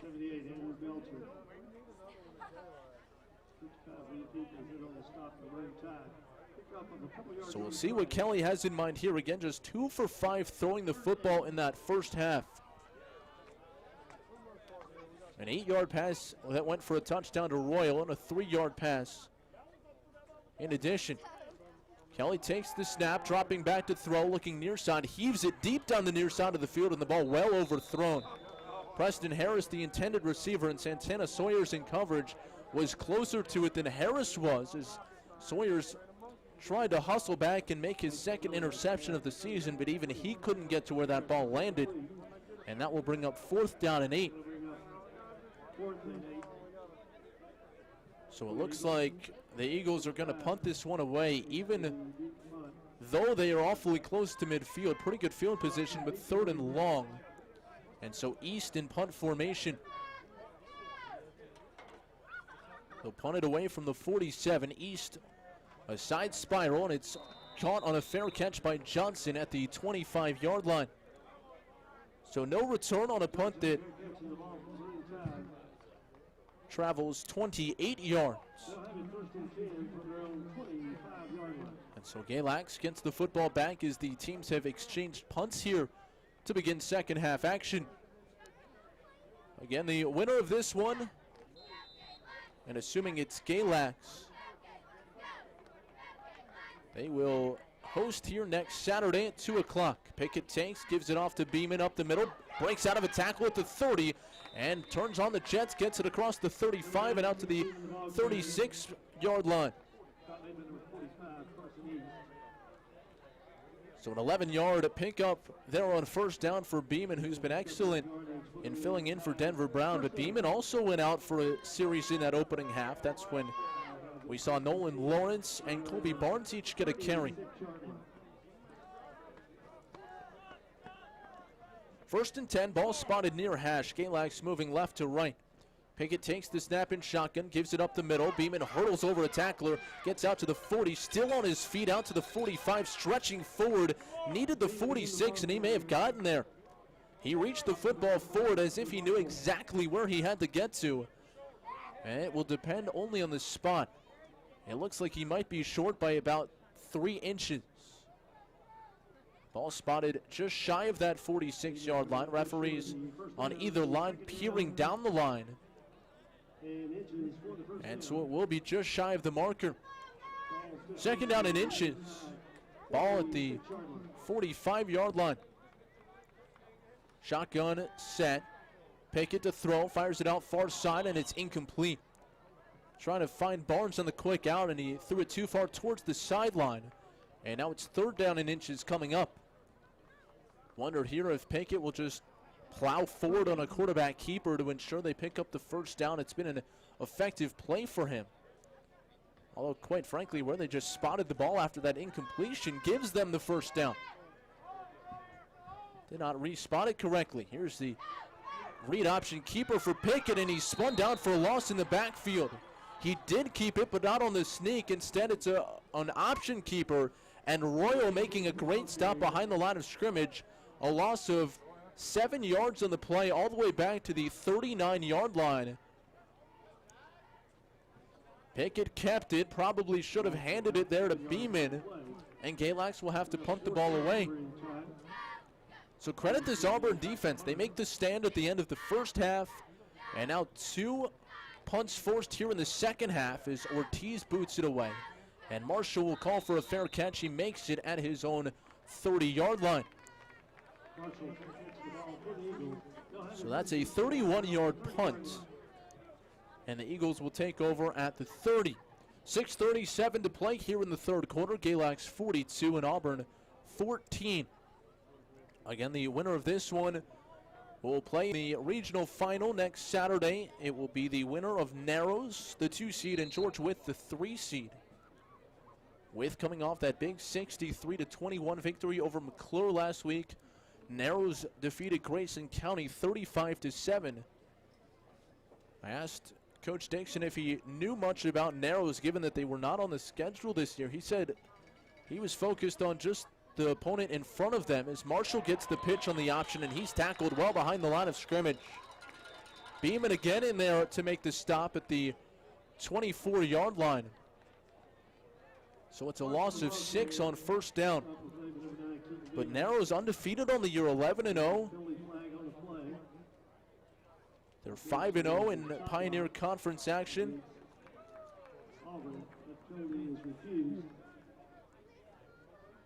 Looks like there was a hold on the play, and Galax declined the penalty with the big loss on first down. So it will bring up second down and 16, it looks like, with Galax pinning the Eagles back at their own 22-yard line, or 24-yard line, I should say. 2 wide receivers to the near side, and it will be a running play, inside give, and not much running room there for Young as he is taken down right at the line of scrimmage, and now 3rd and 16 upcoming. Again, Young has the biggest play today from scrimmage for the Eagles, a 48-yard run. Outside of that one big chunk play, there has not been a whole lot of yardage offensively. The Eagles scored on that possession. They also scored on their opening drive where they kept it alive on a fumbled punt. 3rd and 16, just under 6 minutes to play in the third quarter. Here's the option and the pitch out far side. Spencer has it at the line of scrimmage. He'll reverse field, cutting back to the near side. Still looking for running room. He's across the 25, sheds a tackler, and now a host of tacklers come and drive him backwards. And again, it was Beeman leading the charge along with Cole Pickett. That was all the way out to the far sideline, and Spencer broke it all the way back to the near numbers. He had to get 16 yards and knew there was nothing far side. Ultimately picked up 4 or 5 on the play. And once again, it will be the Eagles punting the ball away.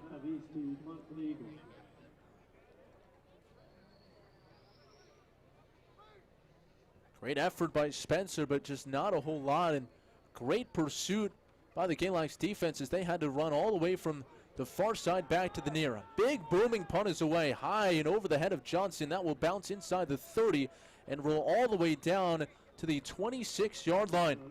A tremendous punt there by Colton East. It goes from 25, his own 25, to the opponent 26 with the roll. That's a 49-yard punt and no return. And Galax, who has not been able to muster anything offensively here in the third quarter, will once again take over the football. First down and 10 at the 26. Again, no Denver Brown here today. He left after a first quarter injury and is now wearing street clothes on the near sideline for the Maroon Tide. Galax in their home maroon tops, white bottoms, maroon stripe down the pant leg and the helmet. Moving from left to right, and Beeman gets the carry on first down and drags the defender forward over the 30-yard line and all the way out to the 34. And now a flag comes flying from the secondary. Wonder if this is a face mask call on the tackle, as Beeman has been terrific today as a ball carrier. Again, he's more often than not a slot receiver, but today shouldering the load in the backfield. And it is a face mask. The penalty occurred at the 35, so this will push the football all the way up. I guess they'll call it a little bit short of the 35. They'll push it just shy of midfield. Ball marked at the 48-yard line. And again, there have been a lot of penalties today on both sides. That's the 4th penalty for the Eagles for 40 yards. Galax 9 for 90. Pickett in the shotgun, takes the snap. He's looking to throw, steps up to evade the rush, fires it deep down the middle of the field. He's got Johnson, who makes the catch at the 20, and he's taken down at the 12-yard line. What a catch by Zach Johnson, who picks up 38 yards, and a flag comes in late as there's some pushing and shoving. Johnson was taken to the ground hard. It looked like East and Spencer in there on the stop. And Johnson didn't like the call, and we'll see what happens at the end of this once the referees sort things out. I would imagine that the play will stand and there will be offsetting penalties at the end, but we will wait and see as the referees discuss this.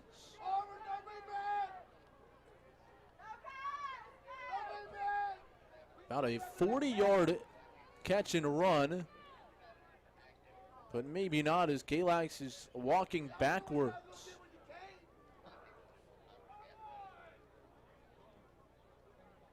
There's also a flag back near the line of scrimmage, and it's a holding call. So I guess there were maybe 3 penalties, and the unsportsmanlike's offset. Pickett evaded the rush. He stepped up in the pocket, but I guess part of that was that there was holding him on the offensive line.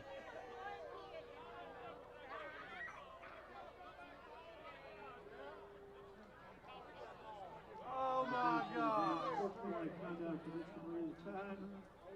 To also enforce an unsportsmanlike conduct against the Maroon Tide. So 2 different penalties and no offsetting penalties. There was nothing against the Eagles on the play. When the flags came in, there were 2 different flags that came in at the end of things.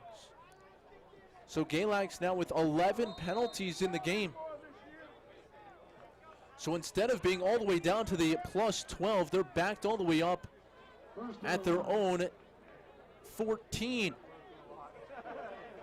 Talk about a difference in field position. And now whistles blow. Play clock may not have reset. It was down to 12, and the umpire discussing things with the referee.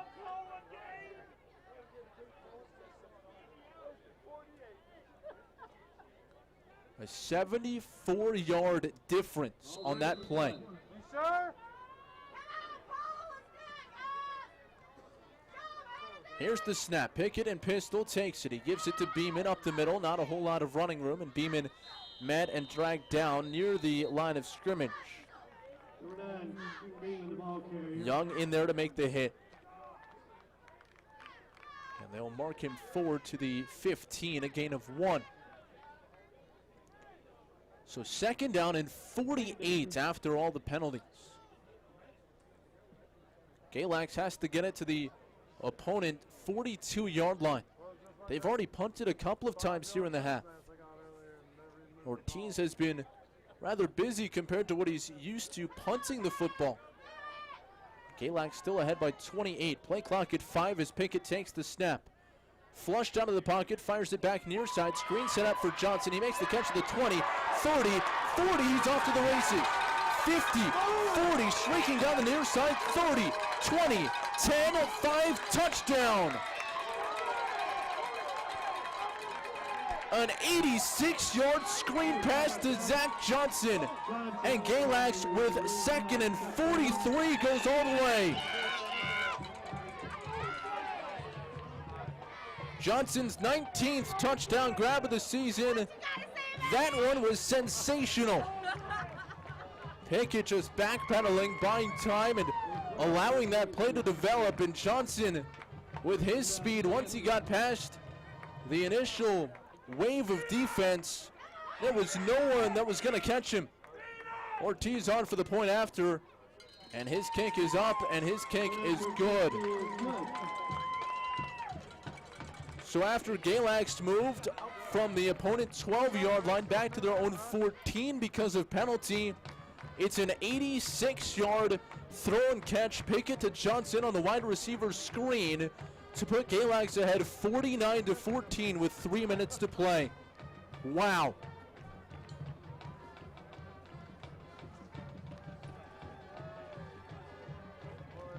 Just incredible. Certainly not the formula that Mark Dixon had in mind, but it paid off nonetheless.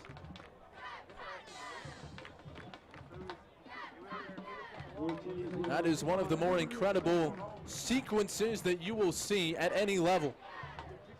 And again, the penalties are something that Galax will need to eliminate moving forward, but they've been able to overcome the penalties and turnover here tonight. Kick is away, high end over end, caught by that's Kelly at his own 10. He'll run forward across the 20 and out across the 30-yard line, far sideline. And that is where the Eagles offense will take over. They led it 14-7. It's been 42 unanswered for the Maroon Tide, who scored 5 times in the second quarter and have now added on here in the third. So it's 2 minutes and 20 seconds now left to play in the third quarter. Kelly and company break the huddle. Ball spotted at the 33-yard line. 2 wide, both to the far side. Kelly under center takes the snap. He will keep it on the option, fake the pitch, and now go down. In between a pair of tacklers, Peoples in there. And he was joined by Colby Barnes to make the stop behind the line of scrimmage. And that's a loss of 3 on first down.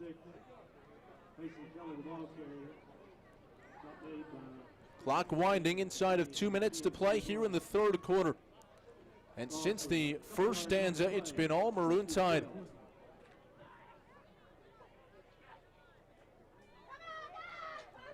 Two wideouts to the near side. Kelly in the slot. Harris at the numbers.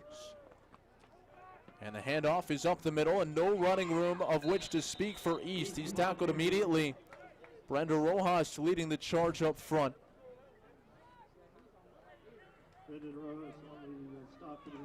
So not much doing there, and now it brings up third down and long. Third down and 11 upcoming with just over a minute to play, third quarter. Aside from that one big play, the Galax offense hasn't really been able to do much here in the second half. It's the first time in 6 weeks that we've seen them have to punt the football more than once or twice. But their defense has been excellent since the opening quarter. Third and 11, Kelly takes the snap, hands it off on the misdirection. Spencer looking for running room, started near side, now bouncing it back to the middle of the field and can't find much of anything as he's taken down. And the clock will wind.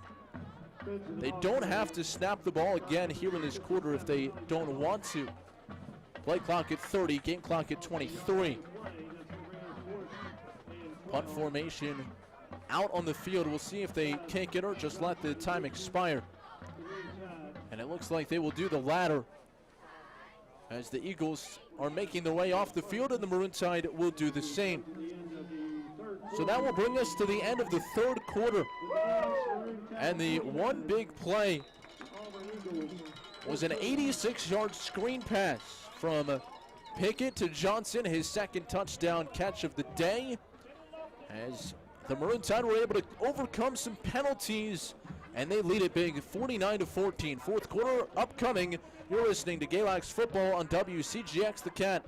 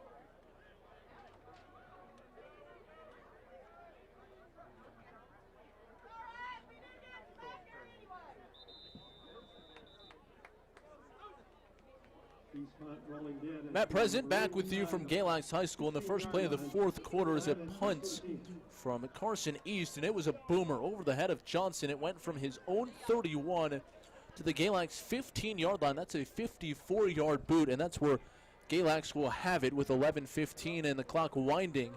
A running clock with the score of 35 points or more here in the second half, and that's been something that Galax has been accustomed to as of late here this season.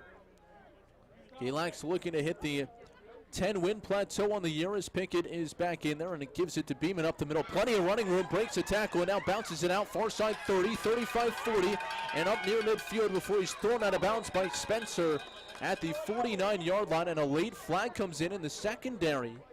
There have been plenty of those so far today, and we will await the call. I would guess it had something to do with the hit along the sideline. But it's been a big day again here for Galax, and Mark Dixon talking about it's actually a hold against Galax. And one of the Galax linemen jumping up and down, that's Daniel McKinney in disbelief. So we'll back Galax up. The flag came at the end of the play, so with the yardage picked up, they will mark the ball at the 35-yard line. It is enough for a first down despite the penalty. So Galax will move the chains, but Coach Dixon talked about the first matchup between these two teams being much closer than the final score. I think the same could be said here today. Pickett takes a low snap, and the give is to Beeman up the middle, spins away from one tackler, and drags you more all the way up to the 45-yard line. So Beeman's having a really nice game. That one should be enough to move the sticks as well. Another 10-yard pickup for Beeman, who now has 17 carries for 211 yards and 2 touchdowns. So Beeman stepping into the running back spot. Has amassed almost as many yards on the ground today as he had all season. Coming into play, it was 30 rushes for 215 and 2 scores. Ball at the 45 for Galax, moving right to left. Spotted far hash. One wide far side, 2 to the near. Pick it off, play action, heaving it deep down the far side of the field, and the pass is caught by Johnson, and he tumbles forward inside the 10 and down to the 5. What a catch by Zach Johnson, one-handed, tipped it up in the air, bobbled it, and he came down with it. First and goal Galax on a 40-yard reception. What a grab by Zach Johnson, who now is at 200 yards receiving in the game. That was sensational. Tied quickly to the line. 2 wide to the near side, 1 out to the far. Pickett takes, and he'll give it to Beeman, running up the middle. trying to get to the pylon, and he's stuffed and thrown backward. Really nice tackle made on the interior by Carson East, who leads this defense. He came in with 64 tackles on the season, 9.5 for loss, and that time saving a touchdown in a one-on-one situation.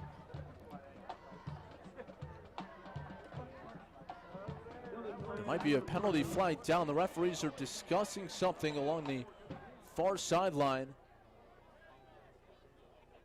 There's unsportsmanlike conduct against Galax. 13th penalty of the ball game for 140 penalty yards. So they've given up 90 yards in total offense. They've shot themselves in the foot with 140 in penalties. And the ball comes from the 3 out to the 18-yard line. Second down and goal. Again, the game very much in hand, but Coach Dixon cannot be pleased with all of the yellow flags that have come flying here today. Pickett takes the pistol snap, gives it to Beeman, turning the corner far side inside the 15, dragging defenders down just shy of the 10-yard line. Young leading the charge defensively, and so it will set up third down and goal from the 10. I'm not advocating that Galax just kneel down or have a negative play here, but it would be nice for Eduardo Ortiz to get some work in the field goal game. He's primarily been kicking extra points this year. We're told his range is anywhere up to about 50 yards, and he was kicking comfortably 45-yarders in pregame. Pickett, play action, rolling near side, still on the run, heaves it towards the end zone, caught, touchdown! Colton Keatley in the back of the end zone, and Pickett rolling to his left, through back down to the middle of the field and to the back of the end zone for Keatley for his 5th touchdown catch of the year. Pickett able to use his speed to beat the pass rushers and loft one over the defense, and Keatley inside the back pylon able to come down with it. It's 55-14, 7:12 to play, and Gallardo on for the point after. He'll boot it through, and it's now a 56-14 Maroon Tide lead. They have scored 49 unanswered. Wow, what an outstanding couple of plays on that drive. The catch by Johnson, one-handed on the far sideline. I thought it was overthrown. Johnson able to make up ground and reel it in somehow, some way. And then Pickett throwing back across his body on 3rd and goal from the 10. And hitting Colton Keatley. Absolutely outstanding for Galax. They're up over 560 yards now of total offense here today.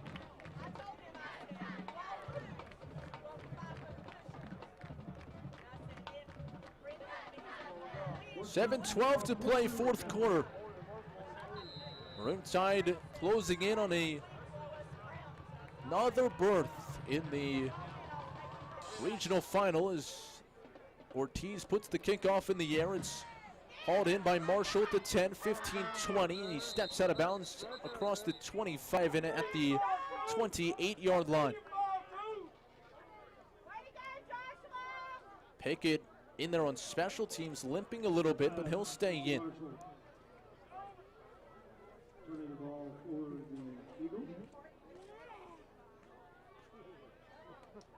They'll have 1st and 10 from their own 28-yard line.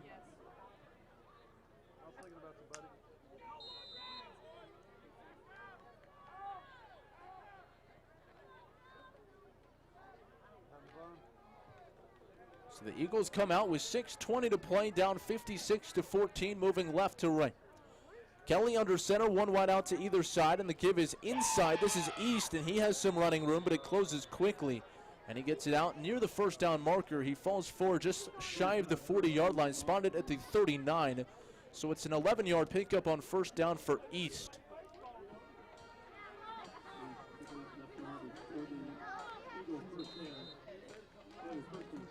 East in the ball game here today, up to 40 yards running on 10 carries. Again, the biggest run of the day has been from Trevor Young, a 48-yard burst through the middle. Kelly keeping it out wide, and he will dash inside across the 45 and out near midfield. Looks to be close to another first down, marked just short at the 48-yard line.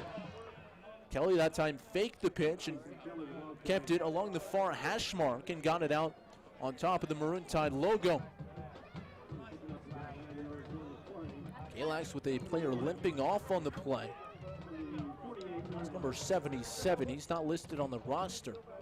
Mason Cox will check in.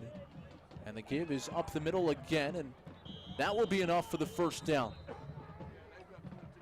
That time it was Young on the carry through the hole up the middle. Young, a 5'8 senior, plays that fullback spot. The dive back.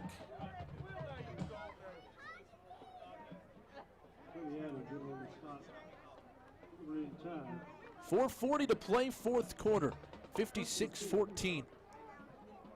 Eagles into Galax territory, moving left to right, ball in the far hash. Hand off to Will Kelly, spins out of an ankle tackle but couldn't get all the way out of it. He spun forward, Nolan Lawrence hung on, and Kelly was taken down. That's a gain of about 3.5 on the play. Ball spotted up across the 43-yard line, in between the 43 and the 44.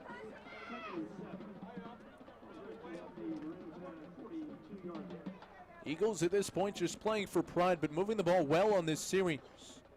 Harris out to the far side, Wayne to the near, and the give is up the middle.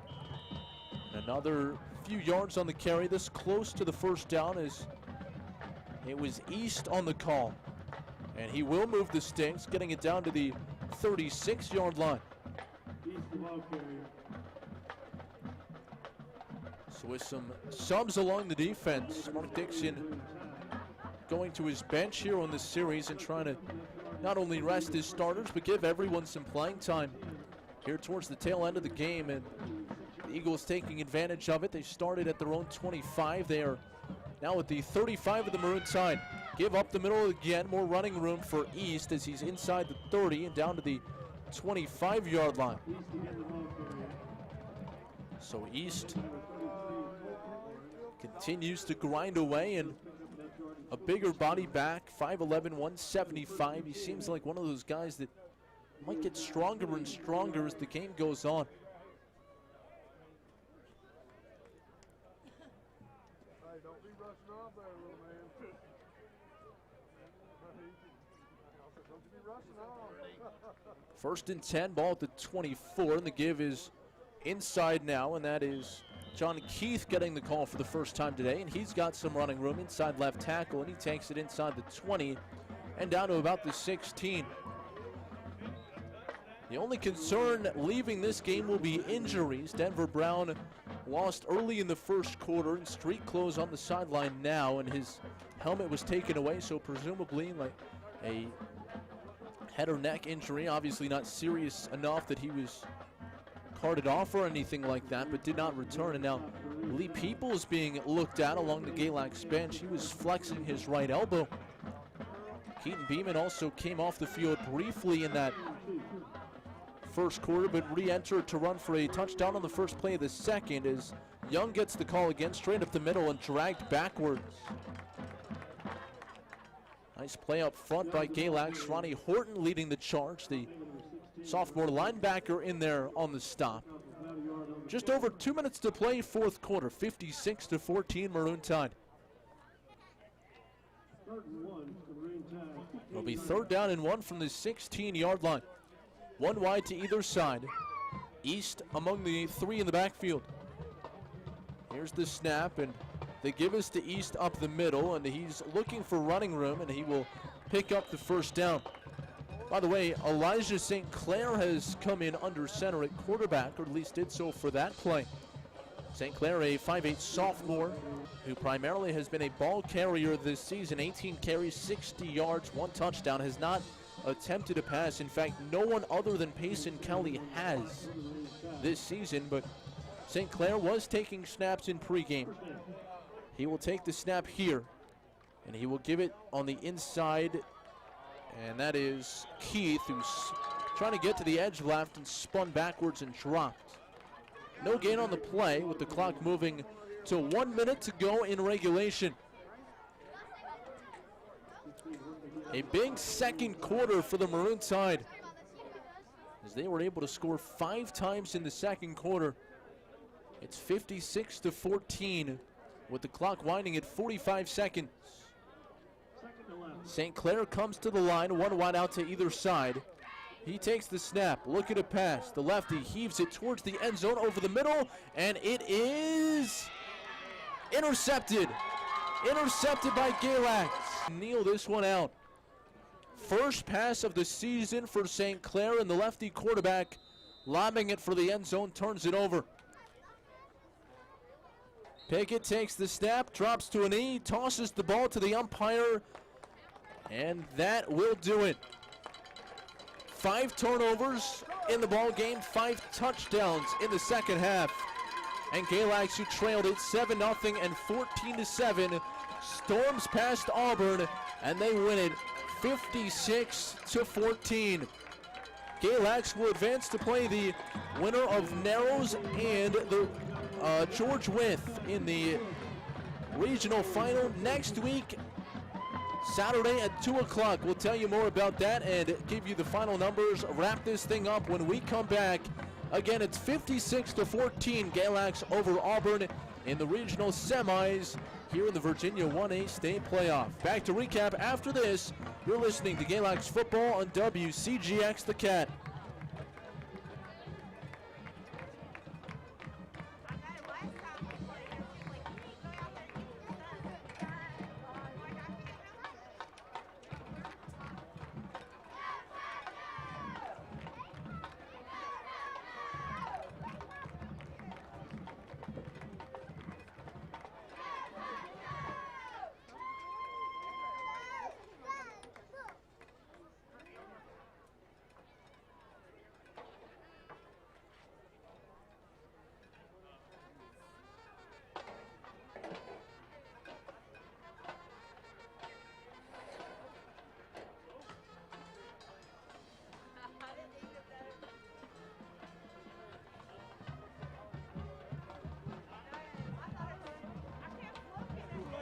Matt President back with you post-game as Galax takes down Auburn by a final score of 56-14. Time for the scoring recap. It's presented by Isom Collision and Custom Paint. They're your hometown specialist for custom repair and custom paint projects. Isom Collision is located 1 mile from I-77 between Jeff Johnson Chevy and Horizon Rental. Open Monday through Friday, 8 a.m. to 5 p.m. Call them 76728-4330 to schedule an appointment today. That's 276-728-4330. Free estimates at Isom Collision and Custom Paint, supporting the Tide Pride. Well, in the first series of the ball game, it was the Auburn Eagles who received the kickoff. They won the toss and received it, and they went 3 and out, punted it away, but on that punt, it was bobbled off the hand of Zach Johnson, and so it advanced the ball from the own 20 of the Eagles to the opposing 30 and kept the drive alive. As you hear the players making their way through the stands to a round of applause from their classmates and parents and fans here in Galax.